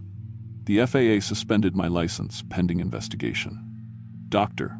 Chen's research funding was pulled, her career destroyed. The other 2 survivors, they didn't survive. Not really. One killed himself 3 months later. The other is in a psychiatric facility in Seattle, still screaming about things in the ice. I lost everything: my helicopter, my business, my professional reputation. Emma's college fund gone, spent on lawyers and trying to salvage a career that no one would touch anymore. I had to pull her out of private school. My sister calls me a failure, says I've ruined my daughter's future. She's right. I work at a gas station in Juneau now. I pump gas and try not to look up when I hear helicopters overhead. Sometimes other pilots come through, and I try to warn them. They look at me like I'm crazy. Maybe I am. But 3 days ago, another helicopter went down. A medical evacuation flight in the Mendenhall Glacier region that's 45 miles from where I lost my aircraft. The pilot radioed about unusual control problems and possible sabotage. They found the crash site yesterday. The helicopter had been disassembled, parts arranged in organized groupings. The pilot and 2 paramedics dissected, organs arranged by system. The official report will say mechanical failure. It always does. I wanted to tell Emma everything last night on our phone call. I wanted to explain why I couldn't pay for her school anymore, why I'd failed her, why I threw away everything I'd built. But how do you tell your 14-year-old daughter that monsters are real? That they're intelligent, organized, and spreading? So I just said I was sorry. That I loved her. That I'd failed to protect her future. She said it was okay. That she understood. But she doesn't. She can't. Because the glaciers are melting, receding faster every year. And the things living in them, the things that have been there for 200,000 years, hidden and studying us, they're running out of habitat. They're being forced into contact with humans. And they've learned how we fly, how we build, how we communicate. They've learned our anatomy. Last week, a tour boat reported seeing unusual figures on the Sawyer Glacier. Yesterday, a hiking group near Tracy Arm found a camp made of ice blocks.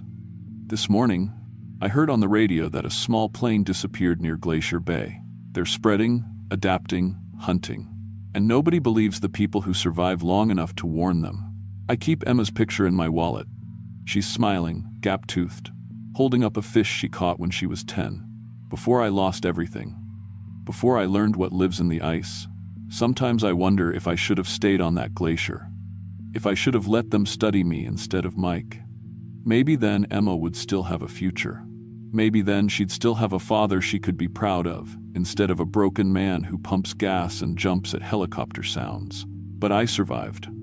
And survival has a cost that goes beyond money or reputation. I survived, and now I have to live with knowing what's out there. Knowing that nobody will believe me until it's too late. Knowing that the glaciers keep melting, and knowing that they keep learning. Tom Bradley's account was recorded 3 weeks before his death by apparent suicide on April 15, 2024.